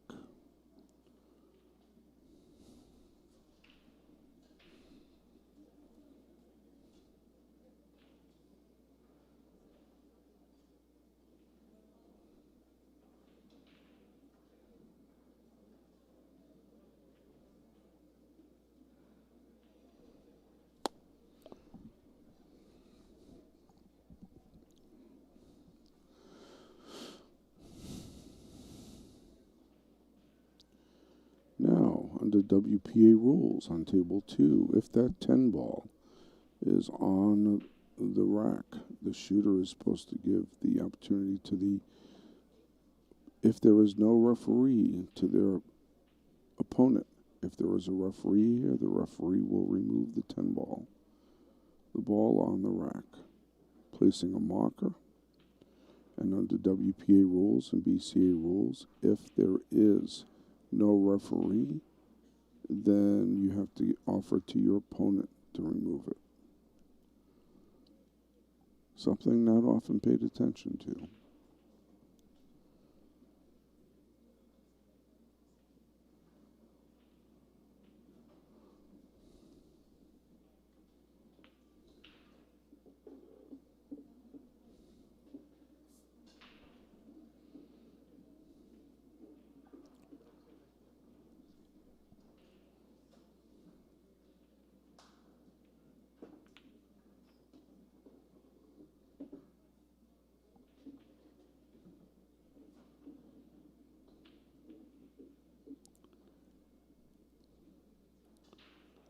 These are the first 2 matches in a set of 5 for the USAPL Team 10 Ball Championships here at the Rio. We have Safety Committee from Plastown, New Hampshire, and pocket aces from Pensacola, Florida.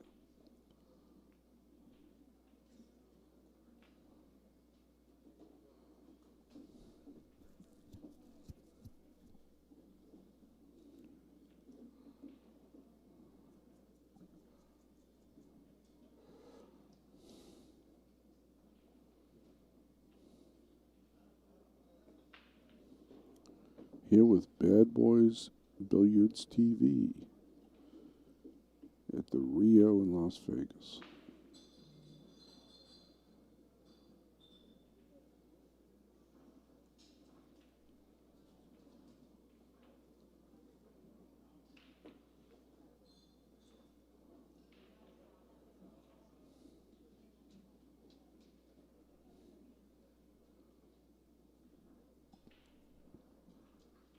Everybody looks like they're on the 5-ball.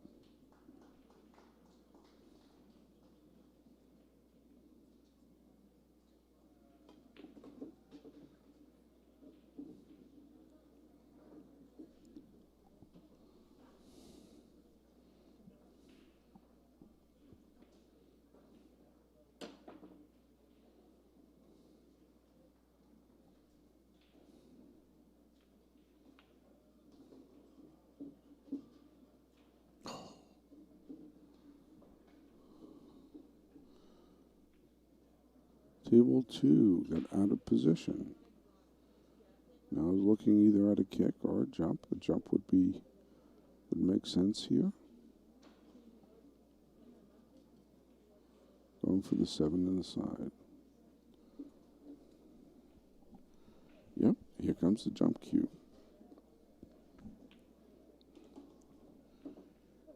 Is a player from Pensacola, Florida.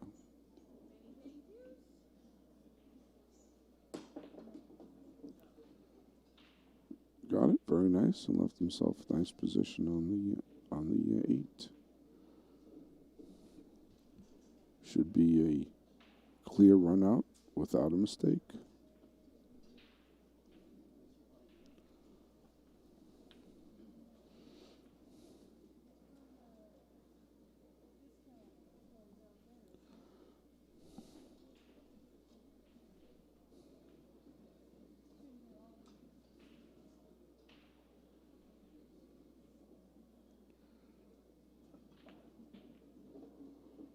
Ooh, generally you do not want to bump balls in pool. If the balls are open, you want to avoid bumping them because you can make things harder. Now, I can't tell if he's got to carry him into that 10, or he could play a safety, or he could try to back cut it. Lots of choices here.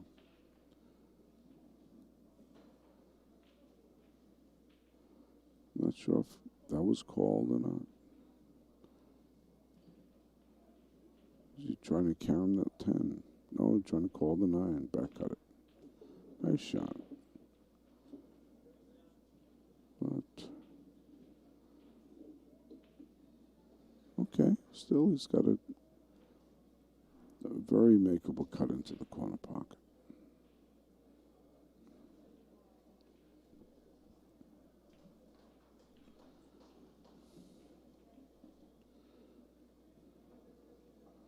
Just want to keep control of that cue ball. Oh, an overcut. Table goes back to safety committee.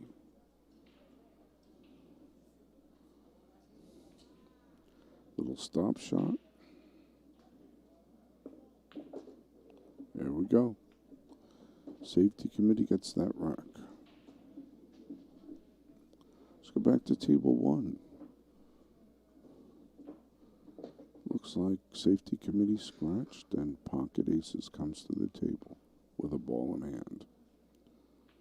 Get rid of that cluster in the middle.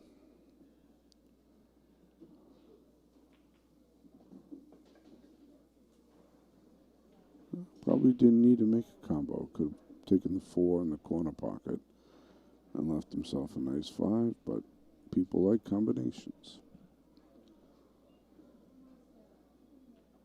With the more balls involved, the more chance you ought to go just a little awry.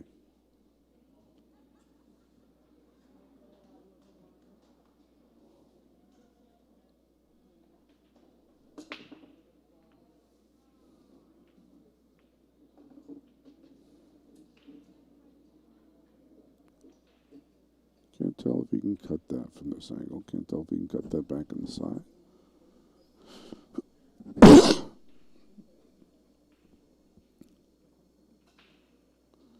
Nope.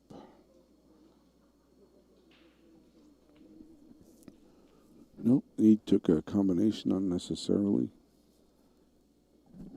and took himself out.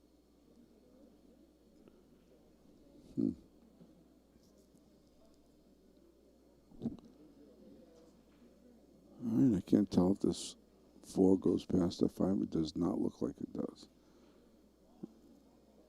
It's a low percentage 410 combo.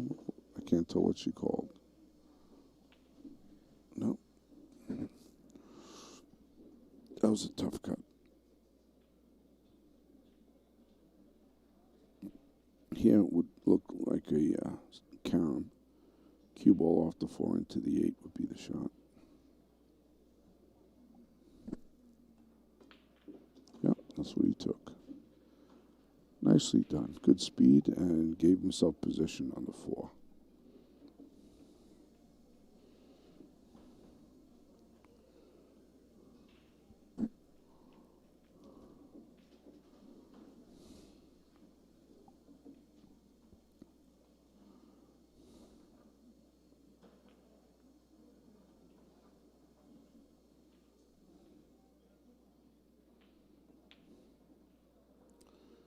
Ooh, table 1.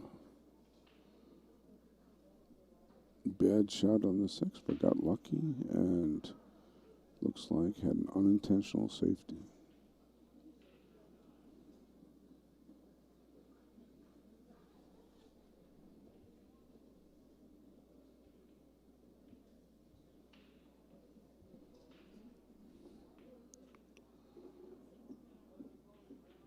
Nice shot on table 2.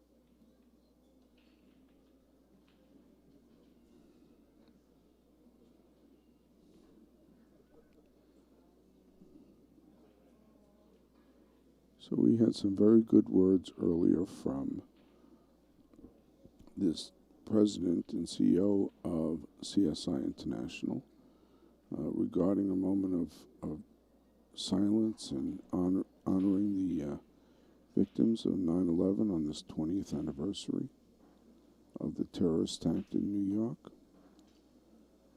We're all lucky to be here, safe and happy, and we have a lot of people to thank for that. So back at pool, we have a 4-ball run with a ball in hand on table 1.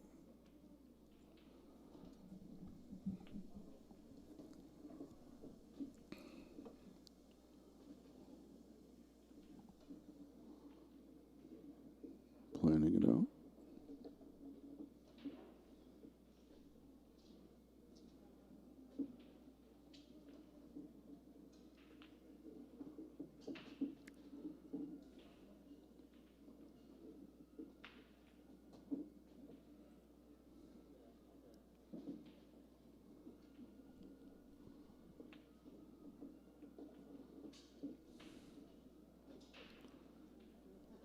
Almost looks like a drill.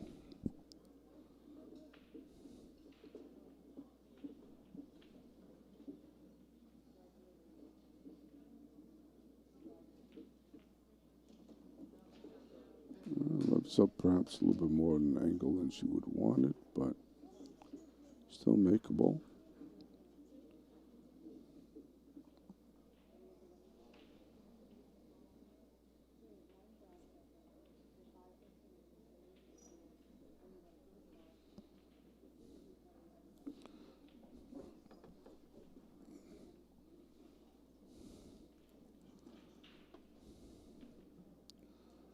Nicely done. Very nice speed for safety committee. Came back and had a good angle after all. Came back on the 10. Very nice.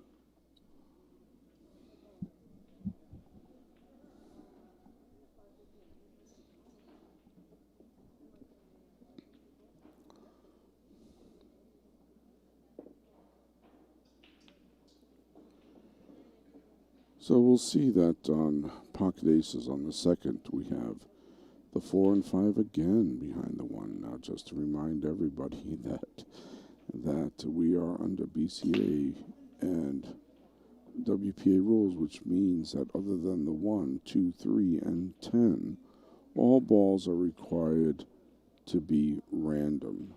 So I don't know how the 4 and 5 keep showing up behind the 1 ball. But that is something for the players to call and the refs to call.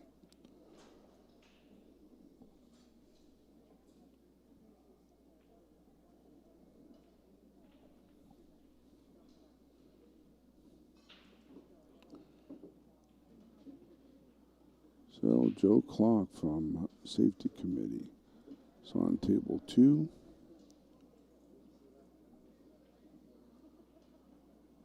Not a lot of problems on this table. Oh, a miss on the 2. And as you know, even though the 9 ball went in, this is a call pocket format, no slop. So the slopping the 9 ball in does not count. The opponent comes to the table.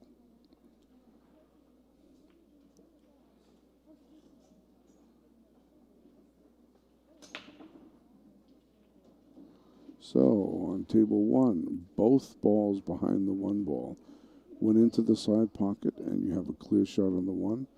That is a nice classic 10 ball break. Using the template rack, both balls went in the side pockets, the opposite side pockets, and you leave yourself a shot for the 1. Very classic. And there's a possible 2-10 combo depending on where he comes in for the 2. So let's look at this table 1. He had a classic 10 ball break. Balls behind the 1 ball went in the side pocket, and he is looking at that 2-10 combination.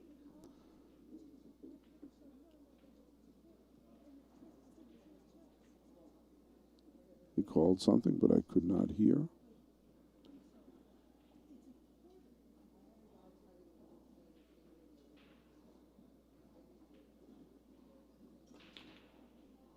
Yep, he went for that 2-10 combo. Not quite.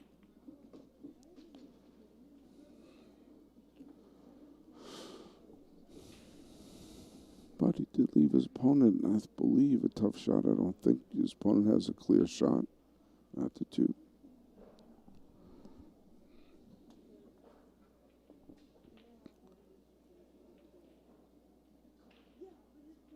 Okay. Table 2 on the 6.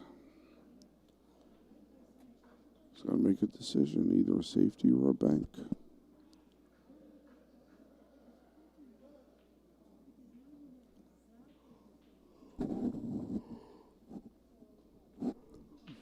Yeah, went for the safety. Not sure that 7 ball hides the cue.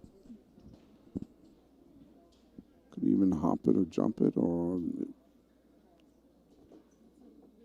maybe he can see it clearly. Nope, he's going to jump it. Must be a partial block on the 7. Oh, he massayed it. Wow. Massay is a great shot. Oftentimes tough to control. Surprised he didn't take the jump shot on that. Opponent from pocket aces now comes to the table. 4 balls left, no problems. Being given a ball in hand.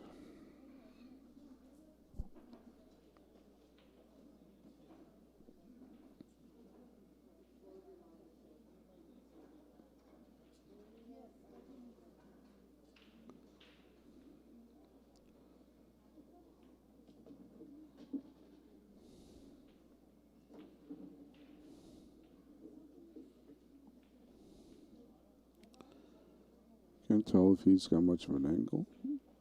May want to go one rail if he can.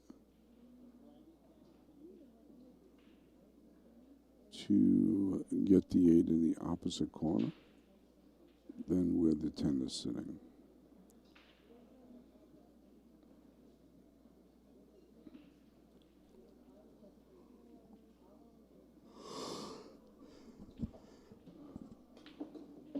No. Drew it all the way back.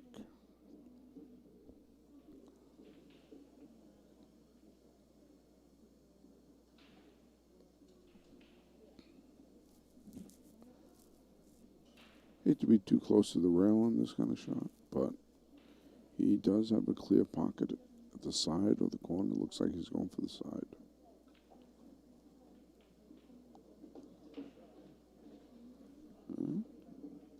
Nicely done. Gave himself a great shot on the 10.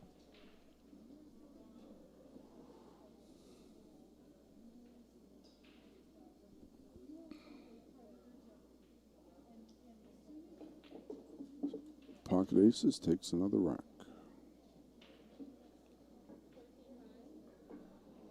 We got some coaching going on at table 1. Looking at that kick.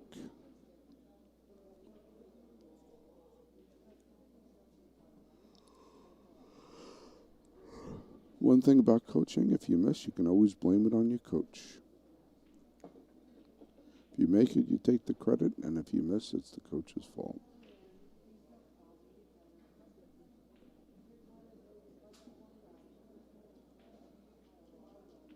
Nice hit. Never give the coach credit. All right, let's see. Another break.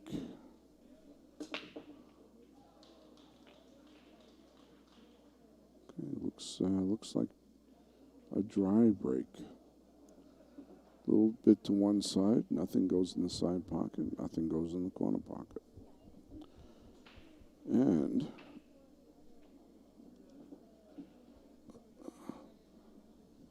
seven blocks the 1. So we're going to push or we're going to jump? Push, jump, or kick. I would suspect that unless you're comfortable with the jump cue, you're going to be pushing at this point.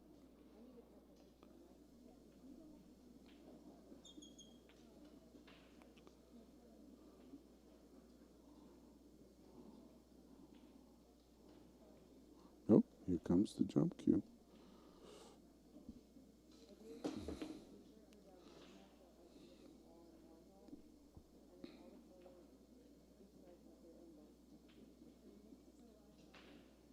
Okay. We've got a very makeable 1 ball in the corner pocket. The question is what kind of hit you're going to make on that 2 ball. 2 ball looks way too close to the 6 to be able to cut it in. So it looks like a 1 ball and then perhaps a safety.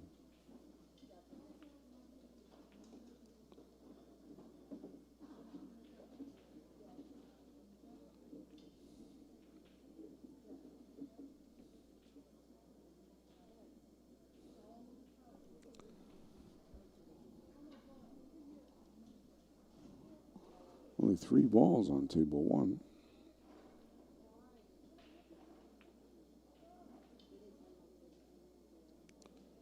Let's see where that 2 ball goes on table 2. Not bad.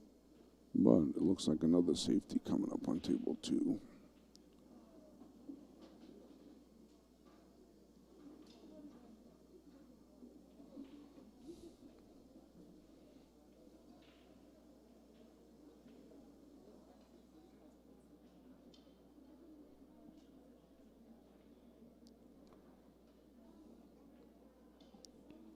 Table 2, a simple little, try to put that 2 behind the 9.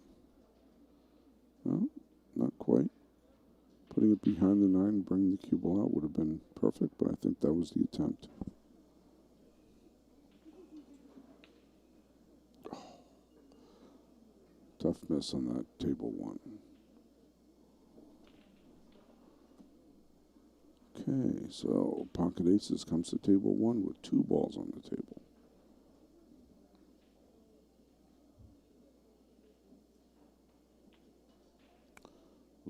Tough miss.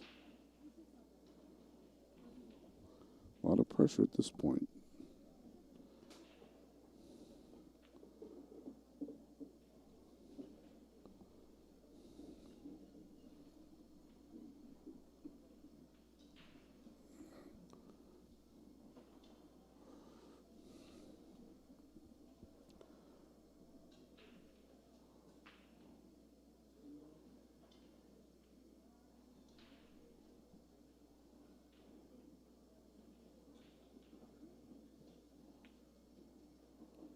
Nice shot. Nice shot on table one.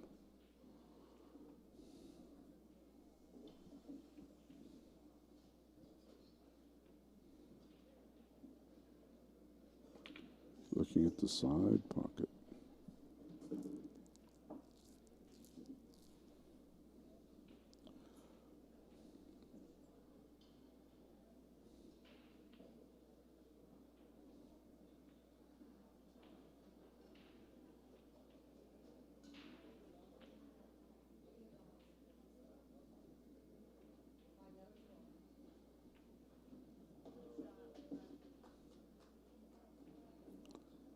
Nicely done. Table one. Rack goes to safety committee.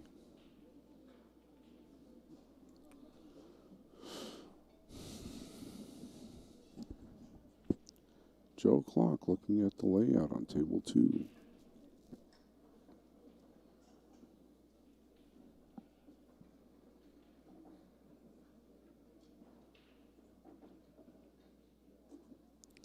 And looking at that 3-10 combo, that's a long combo, but he's looking for that early 10. Oh. Now the 10 went in, but it is not in the called pocket.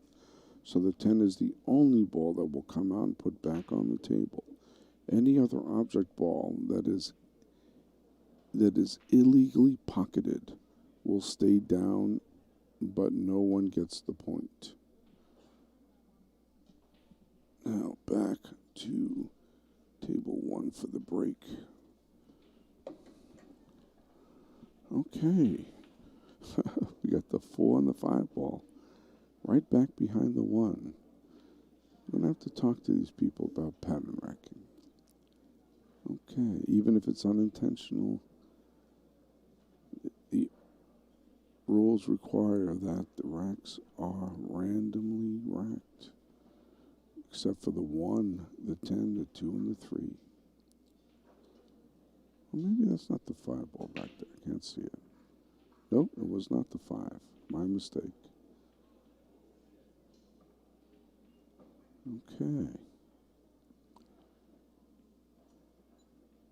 Dry break. Pocket aces comes to the table. 1 straight into the 10, but no clear path to the pocket.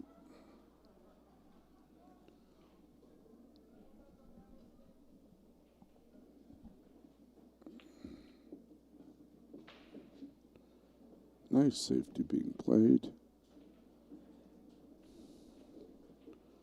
On table 1, have to come back and kick.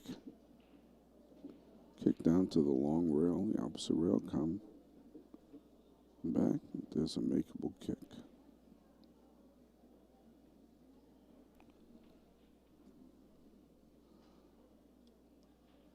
Okay, only 5 balls left on table 2 with Joe Clark, the captain of safety committee, at the table.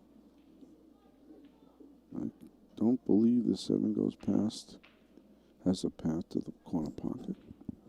Likely will play a safety.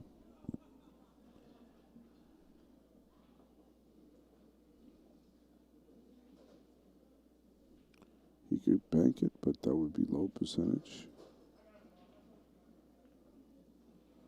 Yep, as a safety. He was hoping to get the cue ball behind the 8. It was a good effort.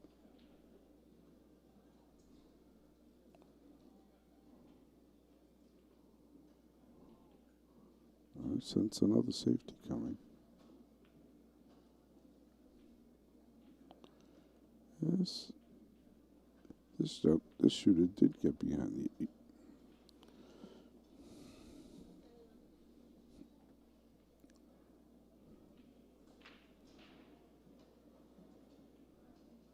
Well, he's going to either massage it or try to go behind. The other option is 1 rail.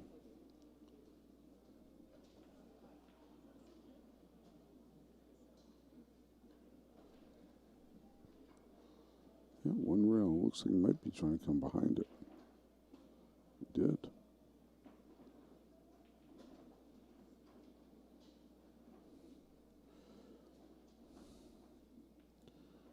Now the 7 ball is very makeable, but he's going to have to do some traveling to come back for that 8.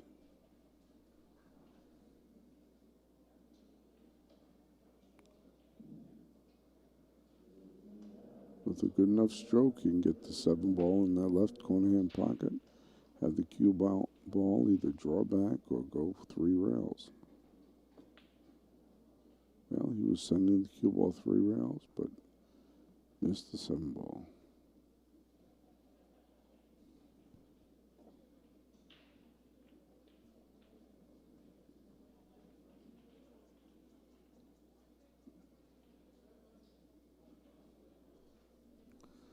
Let's go back.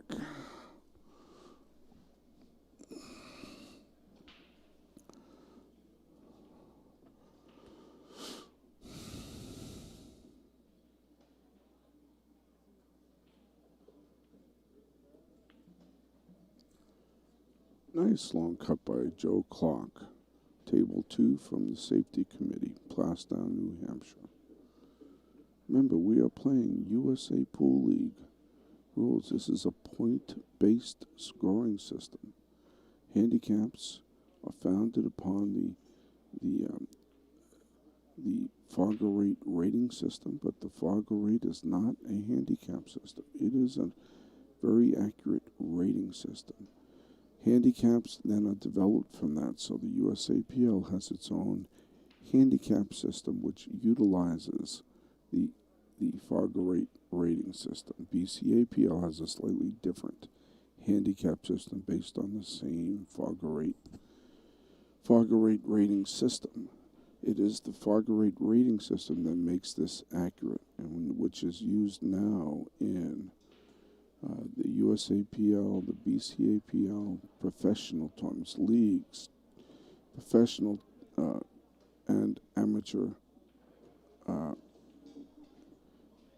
tournament structures. It is the gold standard for pool rating. And the USAPL capitalizes on that tremendously, utilizing a very accurate point system handicap system. If you do not play in the USAPL, you may want to think about seeing if there's one in your area or maybe even starting one. There are open territories across the United States for the USAPL tournament protected areas, and these are protected areas. Okay, back now. The Safety Committee in Pocket Aces. As you know, Safety Committee won the hot seat, undefeated through the winner's bracket. Pocket Aces has had to double dip. They have won the first set in the finals, and this is the second set, the deciding set for the USAPL 10-ball National Team Championships.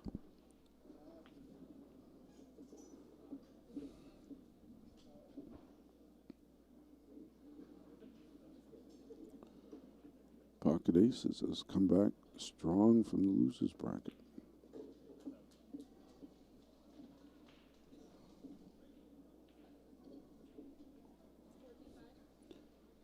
We have, you know, this is a rack your own alternating break format.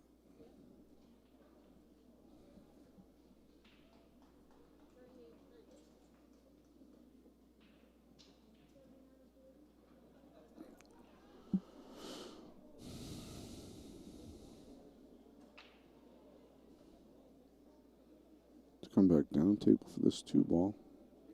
Oh, played a safety. That was intentional.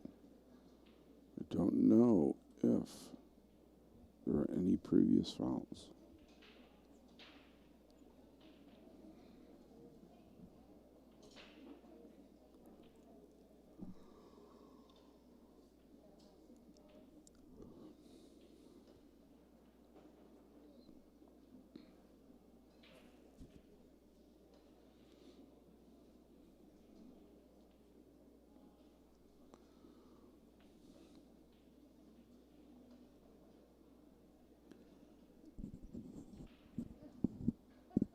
This is Roy Pastrom, the New England USAPL League operator.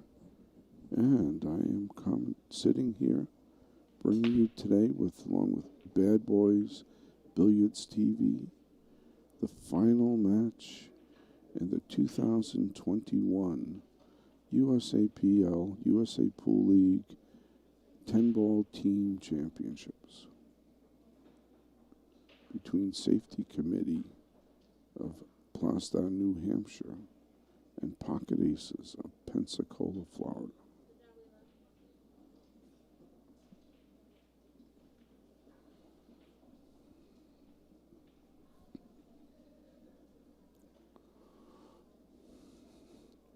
Fairly early on both racks. See how things unfold.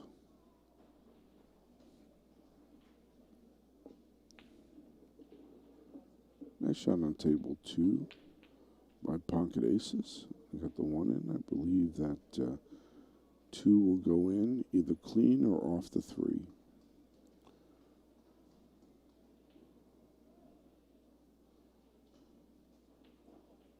If it'll go in clean, you may want to do it that way and leave a shot on the 3 in the side with a little bit of draw. Otherwise, it should go right off the 3 into the side. Winning clean.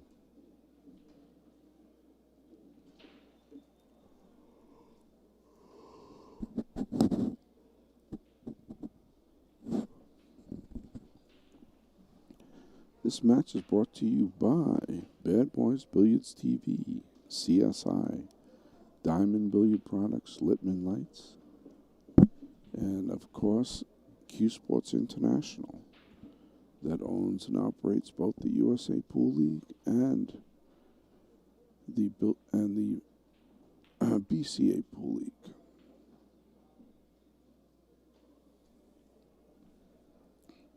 If you have never been to the Rio for this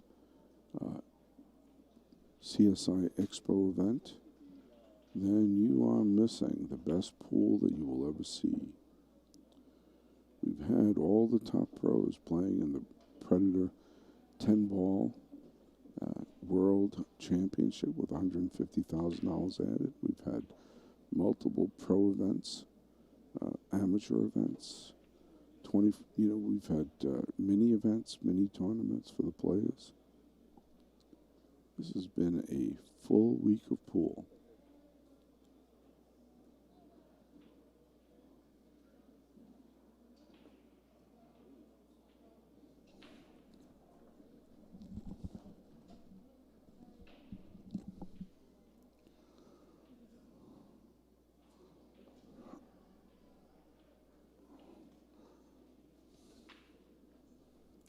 Going for the combo on table 1.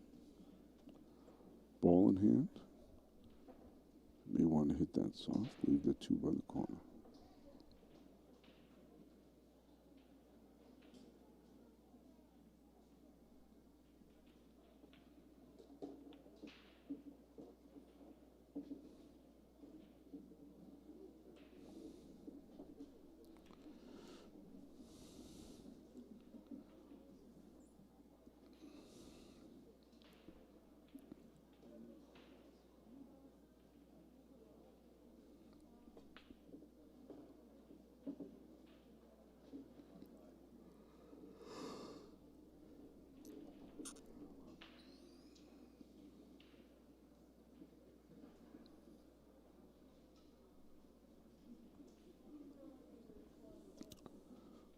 Okay, table 2.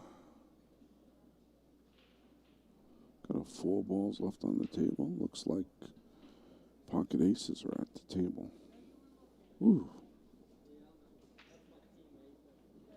Okay.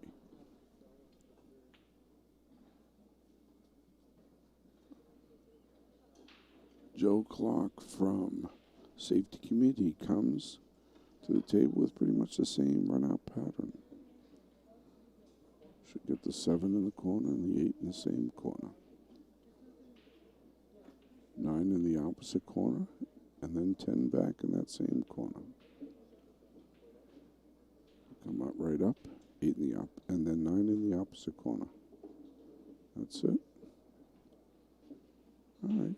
Depending on the angle, he may bring the 10 in the same corner as the 9.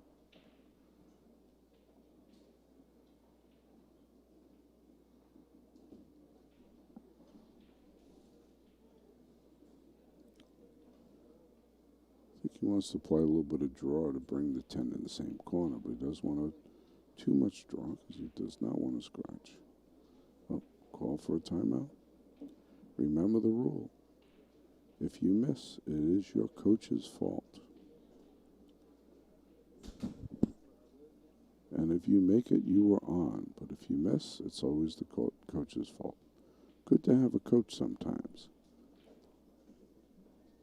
Yeah, well, you have someone to blame. Little draw, come back, put the 10 in the same corner. Okay?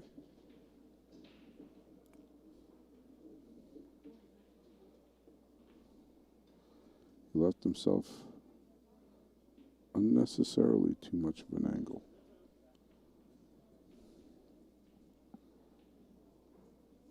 That was the coach's fault.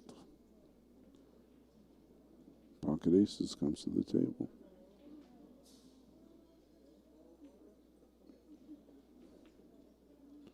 He missed. Lots of pressure today. Okay. My guess is he's going for the side pocket. Cue ball's on the rail. He's not going to be able to draw it away. Going to be afraid of that scratch. But probably going to put the 10 in the side.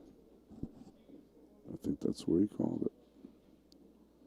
That way he doesn't have to worry about the scratch in the side. And Safety Committee takes that rack.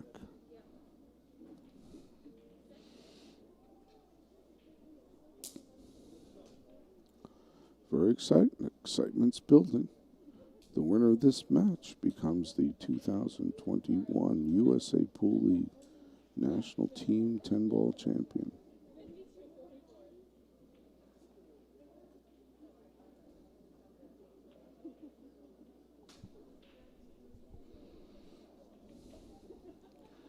And I believe that last rack on table 2 was for that match.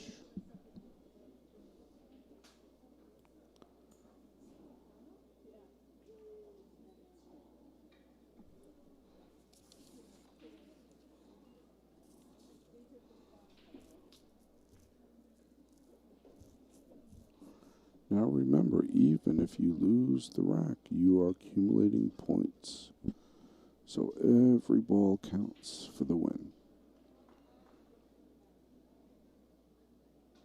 The winner of each rack gets 14 points, and the loser gets a point for every ball legally pocketed.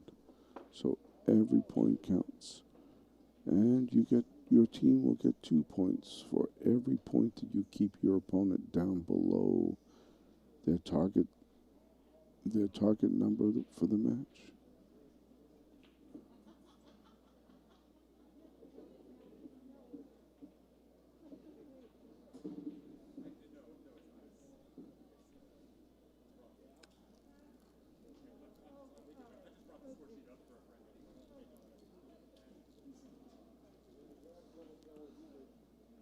Again, this is Rory Pastor. I'm the New England USA Pool League operator.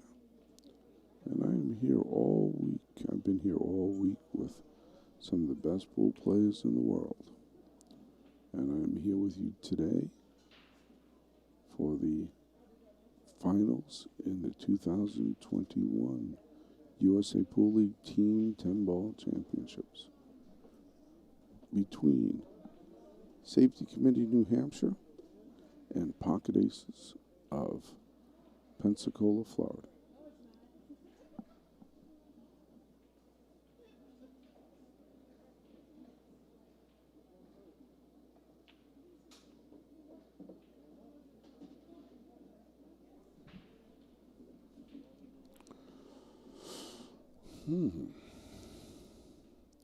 Possible safety or combo.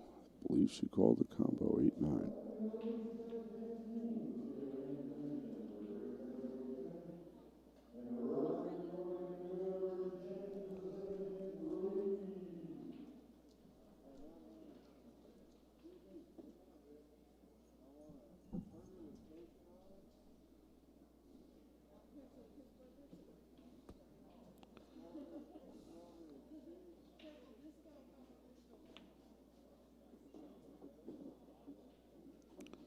Okay. Believe wanted to get a little better position on the 9, but he's got a very makeable bank shot. And he calls the bank. That should give him pretty natural flow for the 10 on the side if he makes this bank. Did, but almost scratched. Got lucky.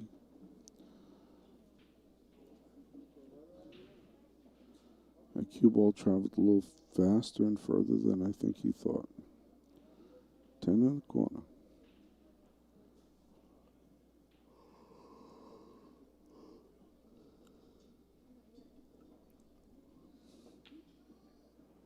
And a miss. Ooh.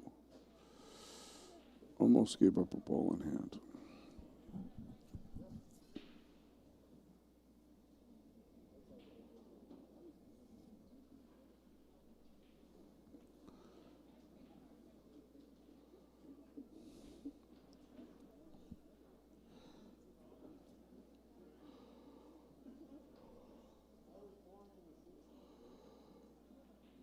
Team shirts for Plastow, the 603 area code for New Hampshire.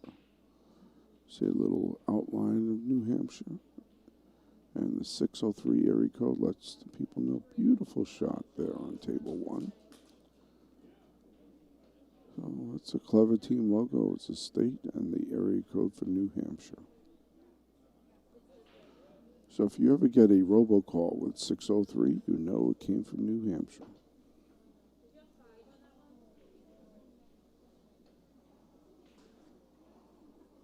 So that last rack on table 1 went for the safety committee. We have a match.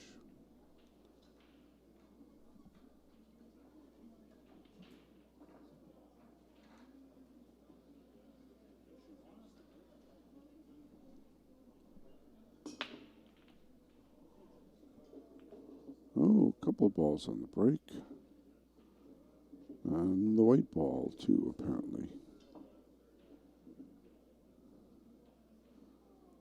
So, ball in hand anywhere on the table.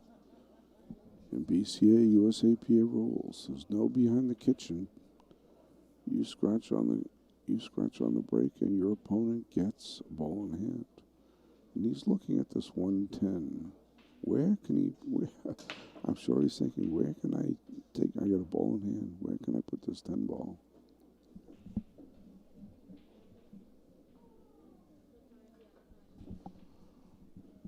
So let's see what he does with this. He's got an easy makeable 1, but I think he's going for the early 110 combo. Is it a bank?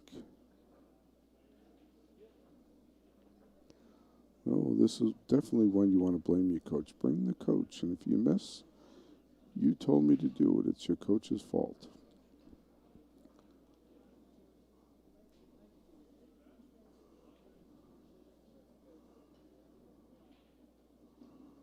But if you make it, it's a beautiful thing.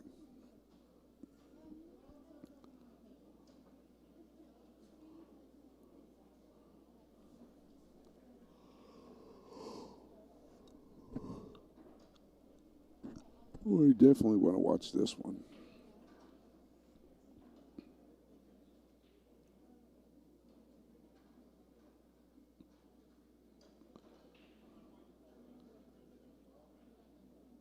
can't tell where he's calling it. Is he trying to cut the 10 in or bank the 10?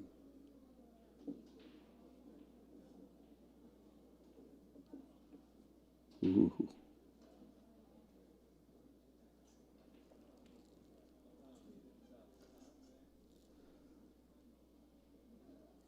A lot of tension here for the 2021 USA Pool League National 10-Ball Team Championships here at the beautiful Rio.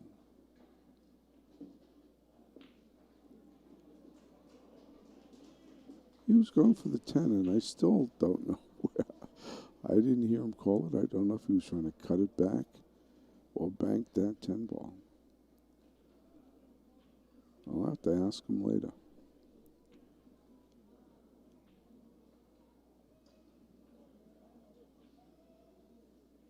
But it was a legal hit.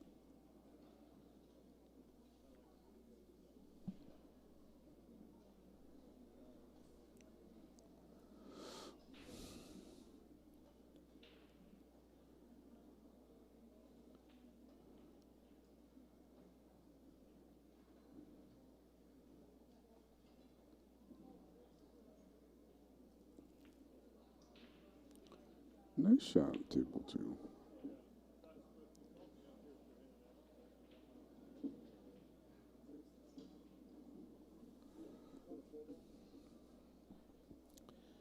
Here with Bad Boys Billiard TV, Littman Lights, USA Pool League, Diamond products. We have beautiful diamond products, and always a big shout out to Ivan Lee of Simonis Cloth, because Simonis, great job on this cloth. But I think we also have Predator cloth and Predator tables here, so we have some of the best of everything in the industry.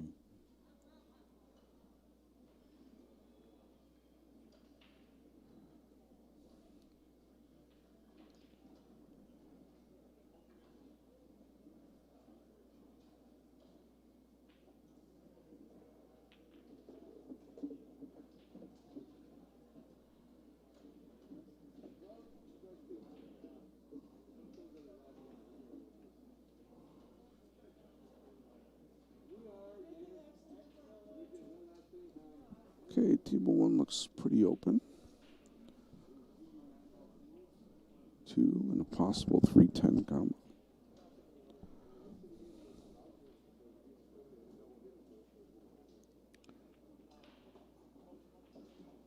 Yeah, very possible 3-10 combo. Can need to come back further for the 3 on the side.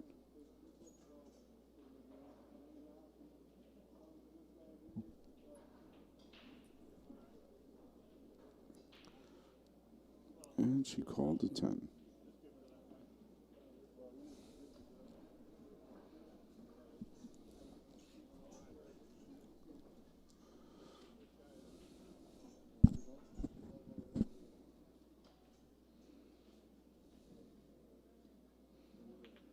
Oh, very close. Very close. Now she left the cue ball close to the 3. We always have to worry about the double hit.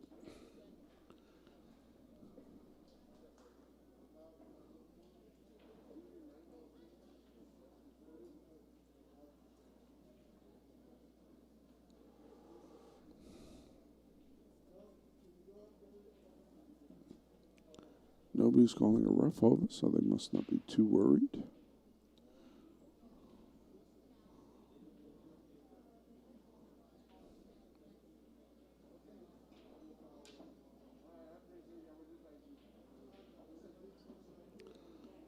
Sounded like a miscue.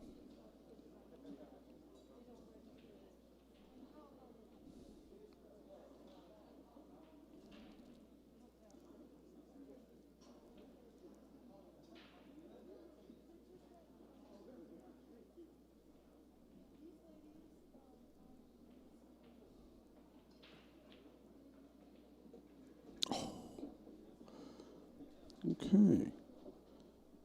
So Pocket Aces comes to the table with a fairly easy pattern, 4 balls left. 4 in the corner, 7 in opposite corner, 8 in bottom corner, and then you have your choice of 7, 10 in the side of the corner. So fairly easy pattern. At this point, it's all about not making mistakes. With team wins, generally you make the least number of mistakes.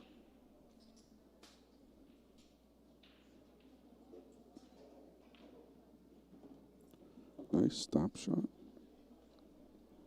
May want to bring that cue ball off the rail, down, or 2 rails even.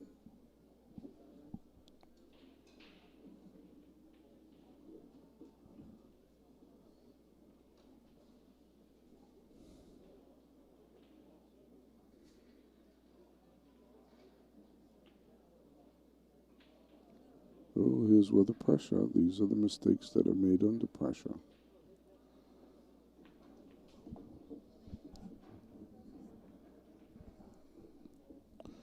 Let's see.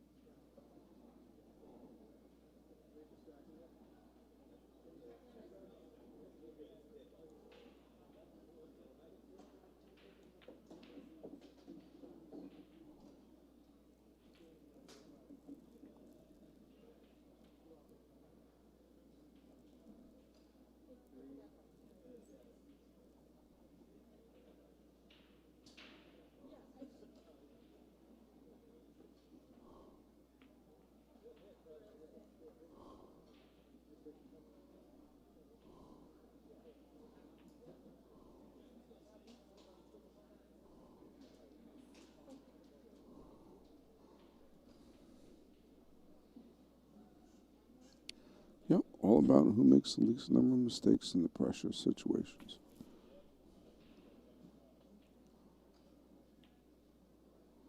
Wow.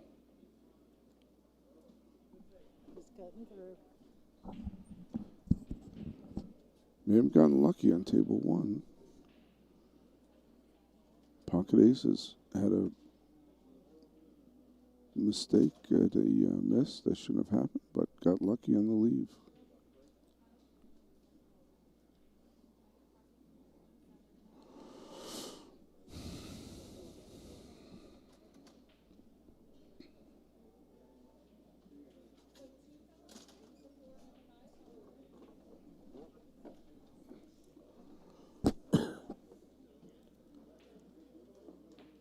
Kick.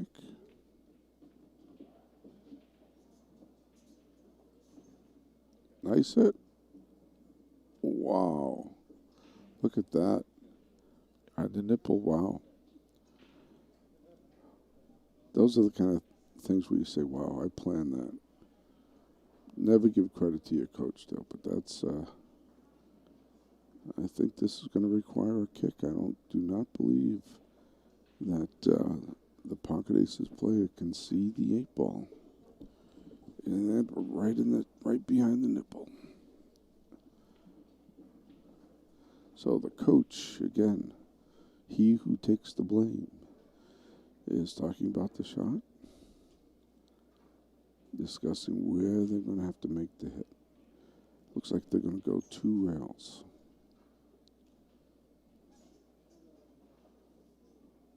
Maybe 3.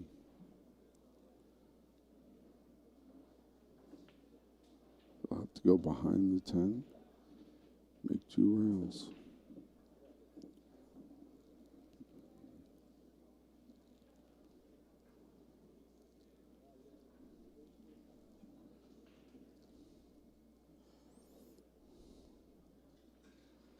So they're going to go behind the 10, maybe come behind the 8.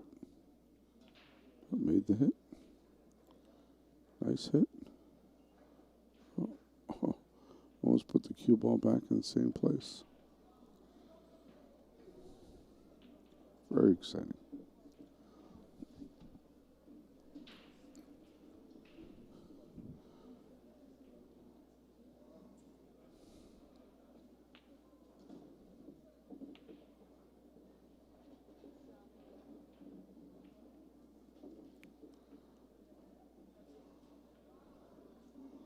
Okay, both safety committee players are on the 10 ball. Looks like a bank and a cut. Ooh, table 1 made a beautiful bank. And Don Roy on table 2 made a very nice cut. So 2 racks for the safety committee column.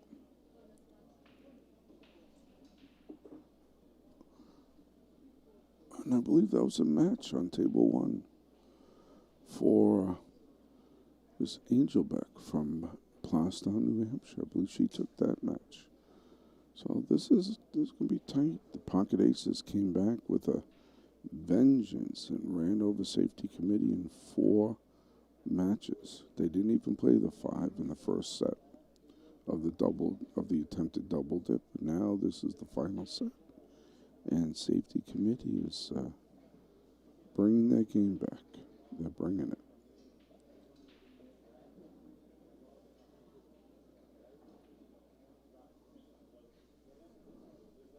So if you are just joining us, this is Roy Pastor from the New England USA Pool League. I'm here on Badboys Billiards TV, and we're bringing you the finals of the 2021 New England USA Pool, the USA Pool League National Team 10-Ball Championships. We have Safety Committee from Plastown, New Hampshire, and Pocket Aces from Pensacola, Florida.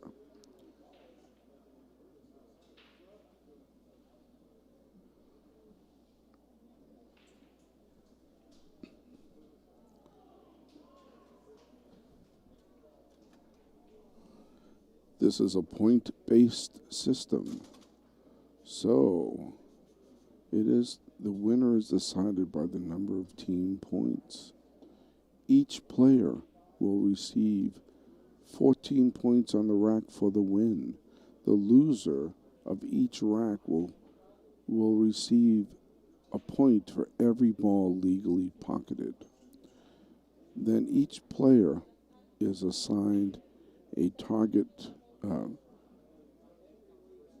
race point from the developed from the which is a I'm sorry, derived, been a long week, derived from the Fargo rate, from their Fargo rating. And as you know, Fargo rate is a very accurate rating system. It is not a handicap system. The USA Pool League handicap system uses the Fargo rate rating system to develop a very, very fair handicap. Based on that, each player is given a number that they have to race to win the match. For every point that you keep your opponent below their race to number, your team receives 2 additional points. For every match, the winning player receives 100 points for their team, plus 2 points for every point that they kept their opponent below the race to number, assigned race to number in the handicap system.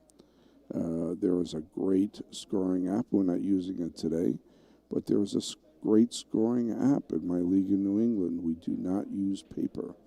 Everything is done on your smartphone or your tablet. You score it and submit it right online, easy as can be, and very, very nice and easy to use. Have not used paper in a while. Today we're using paper at the Nationals. Hopefully by next year we'll be completely digital on this level as well. We have Safety Committee from New Hampshire. Safety Committee was in the hot seat. They went undefeated through the winners bracket. Pocket Aces came up through the B side and had to double dip. They were successful in the first set of the finals, and now this is the second set of the finals. And the winner will be crowned 2021 National Team Champions for the USA Pool League. And the other team will not, and they will be second place. We're using, it is not required, but we're allowed to use template racks, magic racks. This is very typical, what you just saw. The two balls behind, with a little practice and speed, the two balls behind the one ball head to the side pocket, and the one ball stays out for a hit. This is a very effective and traditional 10-ball break. You want the one ball. You're not looking to get the one ball on the side like many 9-ball players, but you're putting the one ball out in the corner pocket so you have a shot, and the two balls behind the one ball will head towards the side pocket. Beautiful break. Unfortunate miss. And safety committee now comes to the table. Don Roy is a very experienced player. He comes to the table with a shot on the one.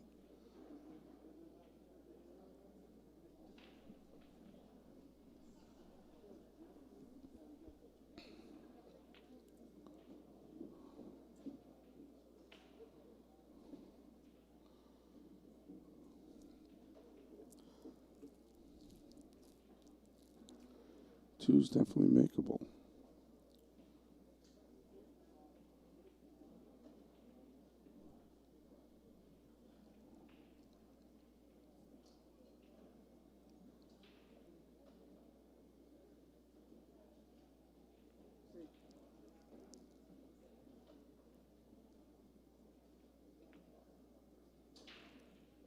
And goes for the safety. And an effective one, too, thanks to the 7-ball. An effective safety. So we have a kick, possible kick, masse or jump.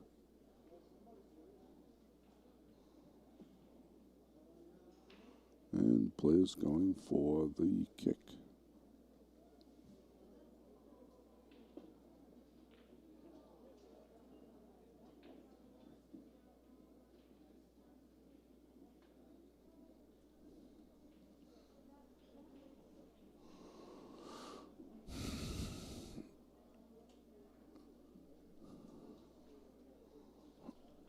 Nobody playing on table 1, so we're going to keep our focus on table 2.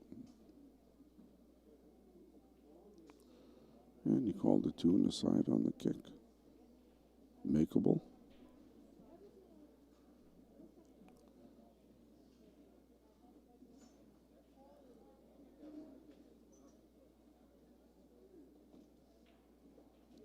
And he made it. Wow, okay. Made a beautiful kick.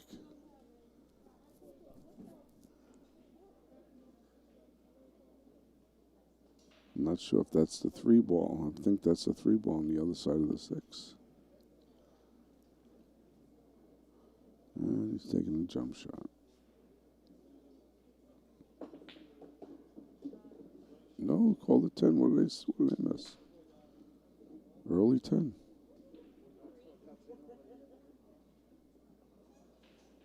I got the colors mixed up. But nice out. I believe that goes to the safety committee. Remember, win or lose, it's alternating break. Don Roy from the safety committee in New Hampshire using the magic rack. You see the back of their shirts, the silhouette of the state of New Hampshire with the area code 603.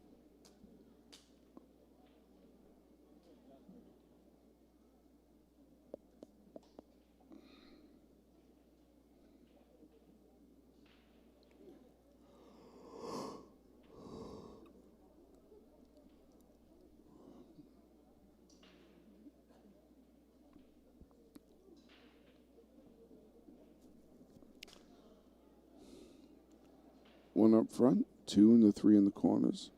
Does not matter which corner the 2 and the 3 go, but they just have to be in the corners. 10 in the middle, and we're looking at a traditional where he's breaking from.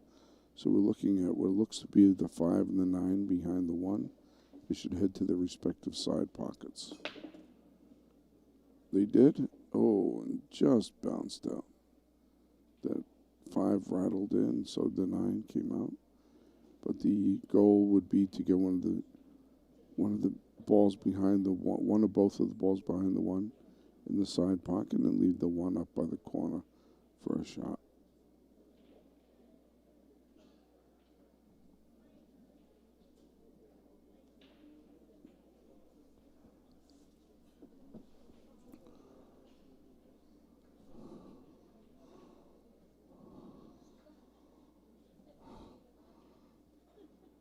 Okay, we are back on both tables now.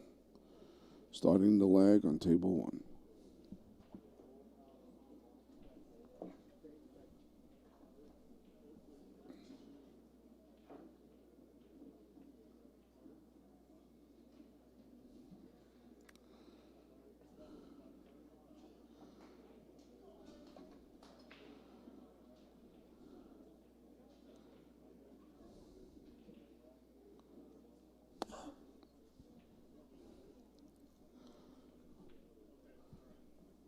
So if you are joining me now, we are in the finals for the 2021 USA Pool League National 10-Ball Team Championships.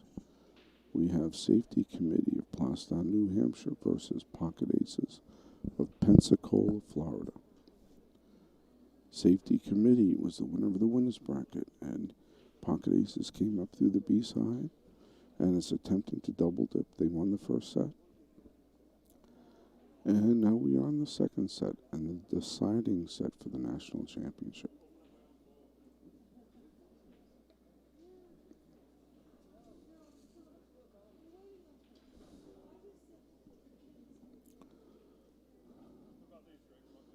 This live stream is brought to you by Badboys Billiards TV, Littman Lights, Diamond Billiard Products, and of course, CSI, Q Sports International, USA Pool League, and the BCA Pool League.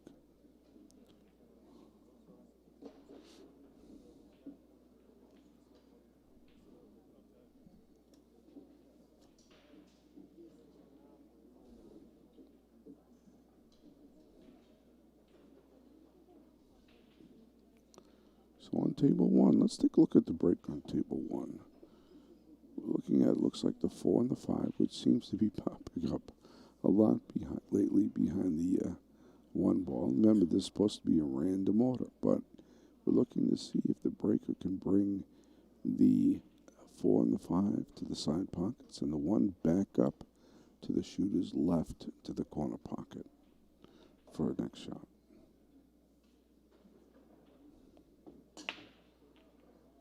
Yep, 5 went in the side. And the 1 went up by the corner with a clear shot on the 1. That is classic 10-ball break. Needs a little practice. If you don't have a coach, then find one. A PBIA instructor will teach you how to break in this, as well as 9-ball and 8-ball. But these are classes that I'm a PBIA instructor.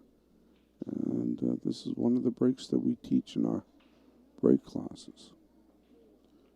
Key is to have a shot in and have a clear shot on the 1 and control the table after the break.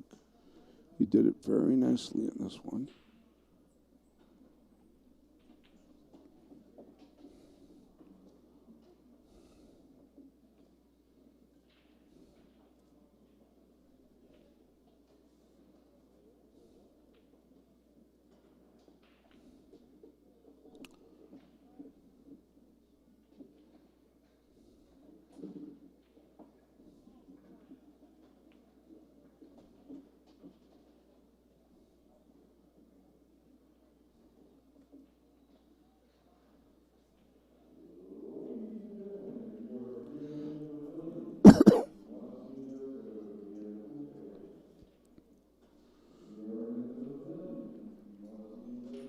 Donald Roy is coming back up. Wants to get that. Ooh, a little dangerous. A little dangerous. You can see past that 7 ball. I'm sure he's looking at the 5-9 combination. He wants to leave the 5 by the side pocket. Clever, because he's got to be able to break out and have a shot for that 6. I believe he's got enough room, but you do not want to get stuck behind that 7 ball. 5 is easily making the side pocket, but he wants to stay on this side of the 7, not get stuck. Not behind it. No, no, no. He did it. Oh. Got stuck behind the 7. Needed to be in front of it.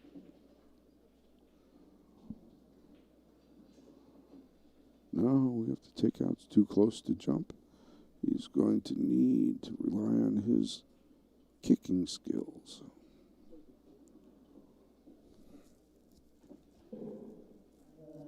Meanwhile, on table 1.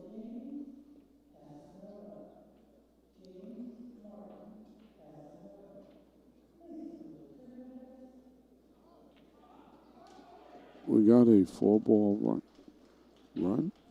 Shooter on table 1 just has to be careful not to scratch and give herself a good angle for the 9. Yeah, she did. Perfect. Little stop shot, 10 aside, and she's golden.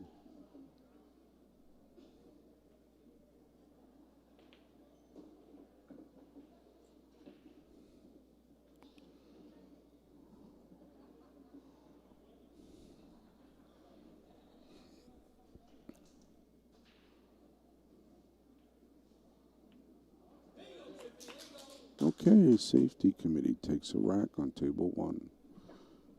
Table 2. Pocket aces. Going for the combo. Everybody seems to love the combos today for some reason.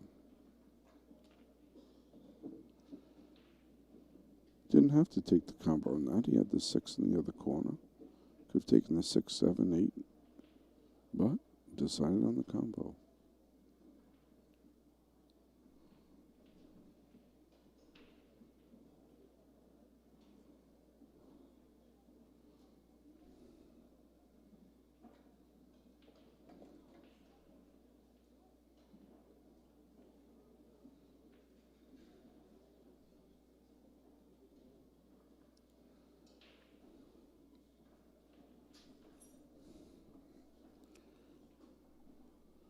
Break on table 1.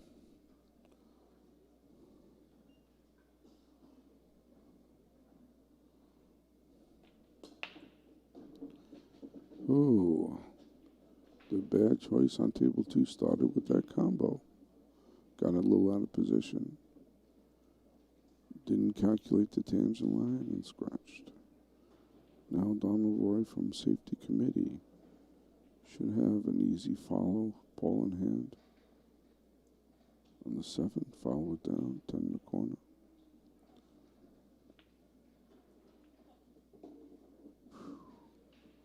No, yeah, it's tough. That 7 almost didn't go in. People are making pressure mistakes.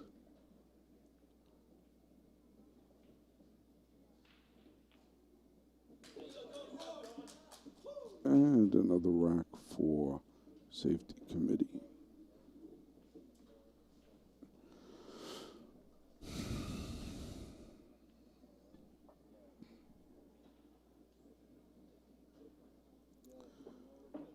I received a text from someone telling me that they heard me yawn. Well, I have been here for about 8-9 days, which is a long time to be in Vegas. So, if you hear me yawn again, excuse me.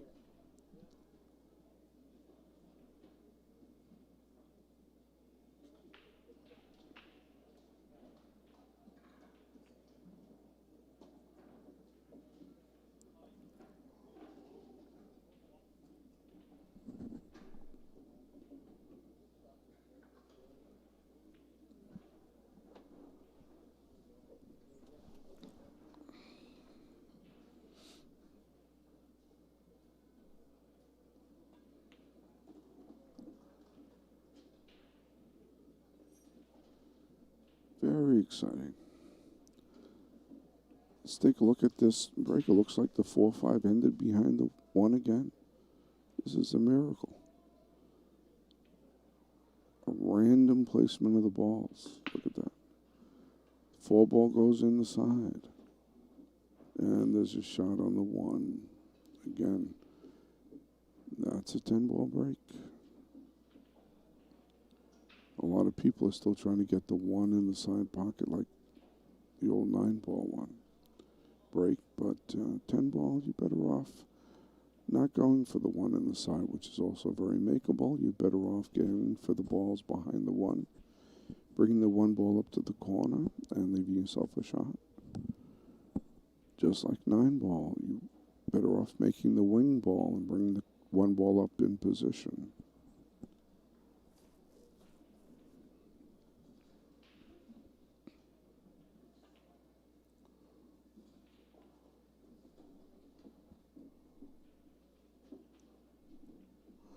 That was a nice crossover bank shot on table 1.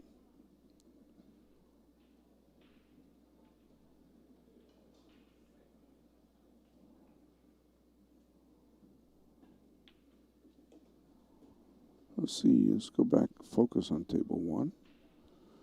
He's made a couple of very nice shots to get in this position. Everything looks wide open.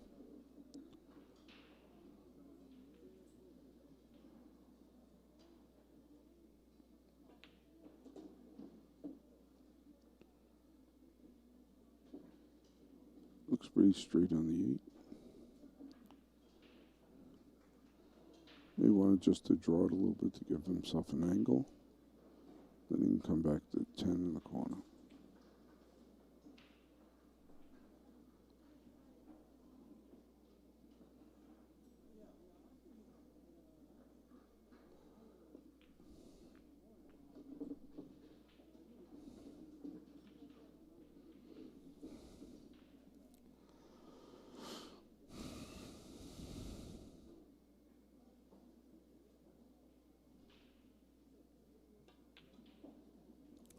Oh, trying hard.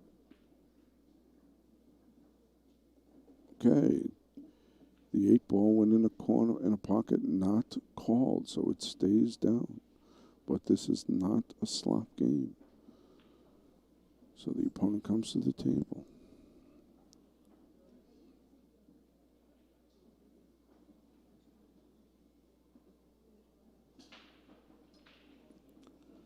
Took no chances there. Tried to do anything fancy. Just leave yourself a cut shot for the 10 in the corner. She did not want to take a risk on that, losing control of that cue ball.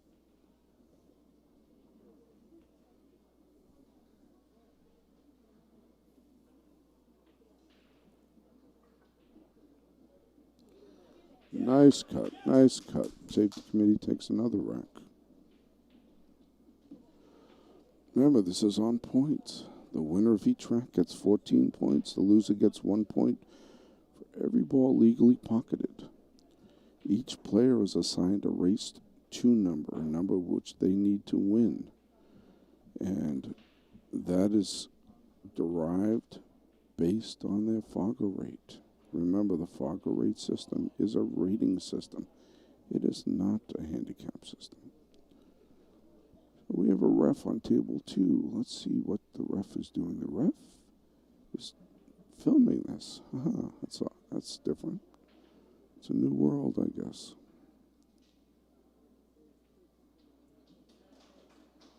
Should be able to pretty easily tell if the player hits 2 ball first rather than the 10. Not sure why it's being taped. Yeah, I can tell you that was a good hit. But it's a new world. Everybody wants to use the high-speed cameras.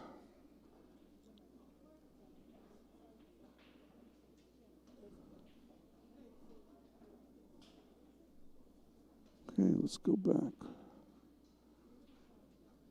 Remember, alternating break. And table 1, they're trying to get one of those 2 balls to the side pocket. A little short. came up with a still got a shot on the one. Still got a shot on the one and a couple of balls in, so it worked out.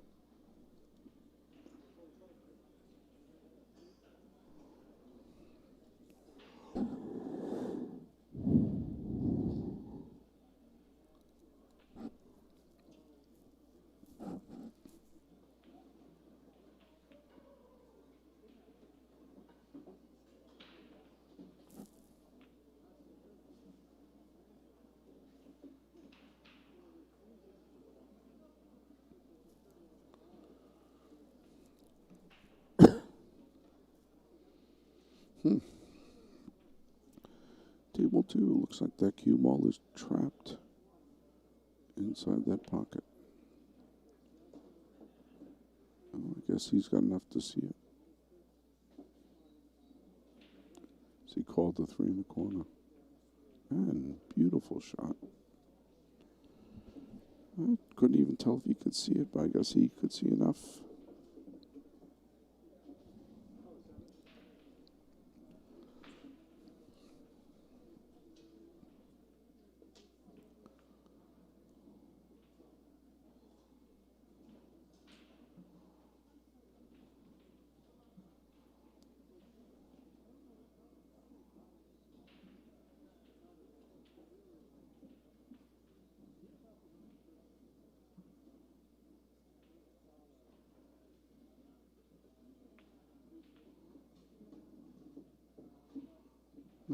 Not too many problems on this rack. The trick is going to be to get a nice enough angle on that 8 so you don't lose control of the 10 and get out of position. Control of the cue and get out of position for the 10. But, those are the mistakes that happen in the finals. Those are the mistakes. Let's go back. Looks like we got a possible early 10 here. Back on table 1.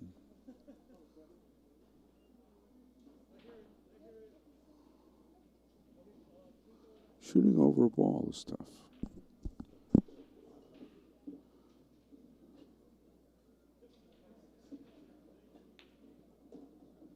Yep, found his angle. That rack goes to pocket aces.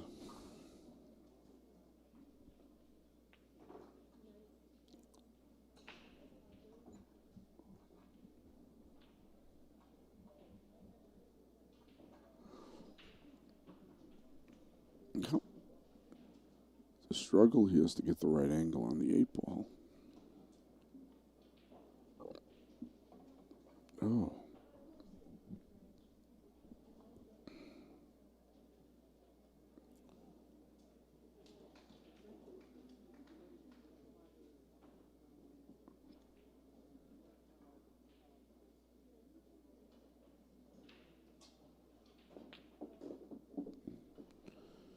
Okay, the 8 ball is makeable, I think, either by bank or by a cut. It's a tough cut, but it's definitely a makeable cut. And it's certainly a fairly natural bank.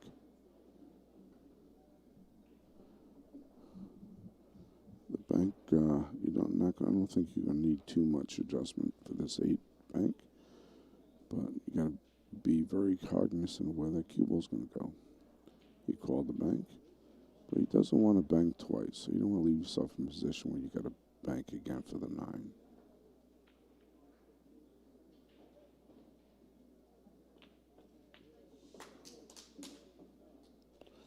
A little too wide.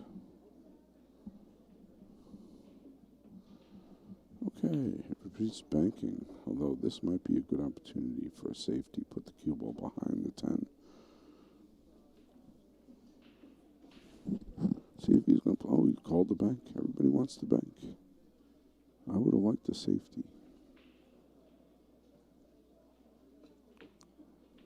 That's why I would have liked the safety.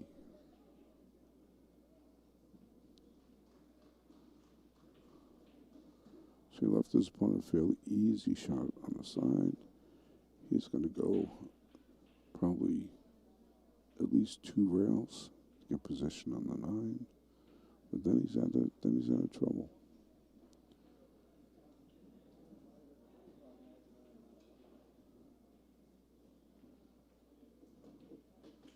Yep. It's just 2 rails. They're pretty straight, but he's left himself a rail shot. All he has to do is float this in, and he not do anything fancy. Elevating his cue quite a bit, that's dangerous.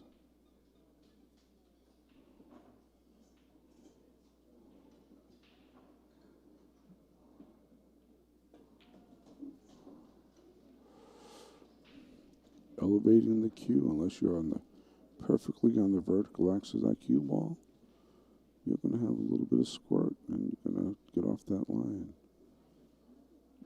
Not sure why. Elevating so much.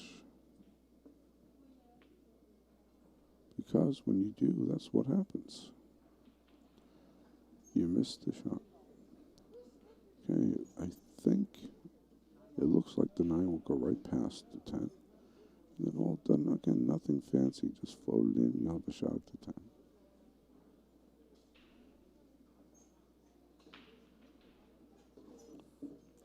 Perfect.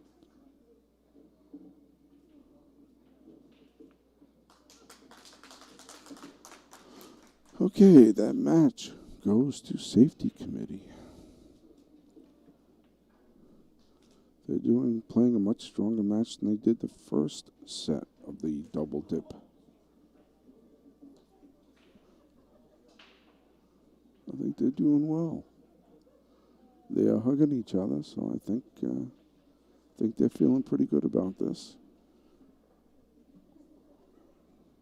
With masks on, hugging each other with their masks on to be safe.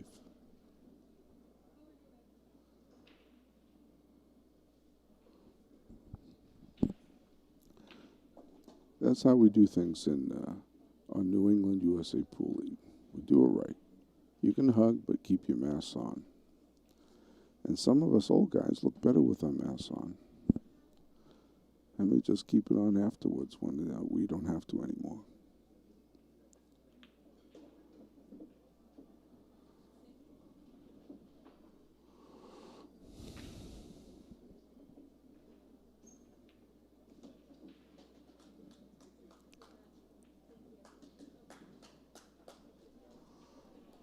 Okay, I believe it is over, and I believe that safety committee of Prasad, New Hampshire, and of the New England USA Pool League is the new 2021 National 10-Ball Team Champions.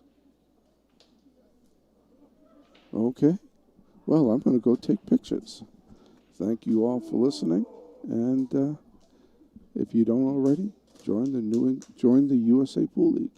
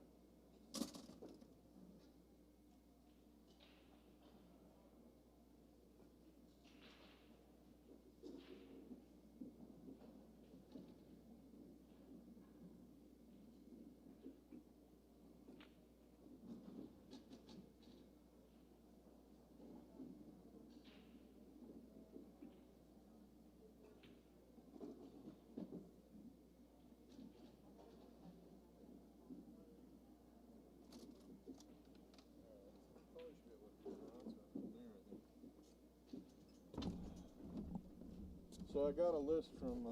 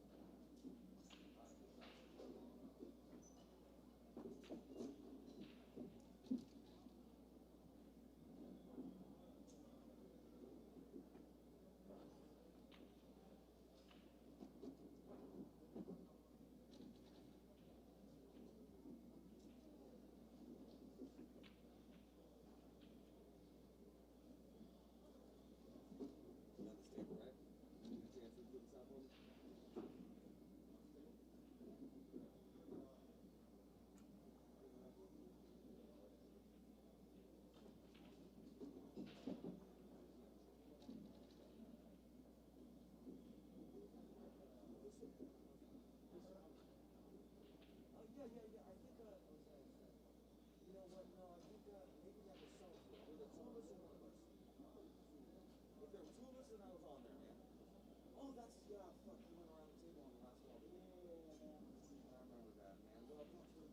Well, shake that shit up, man. You play good.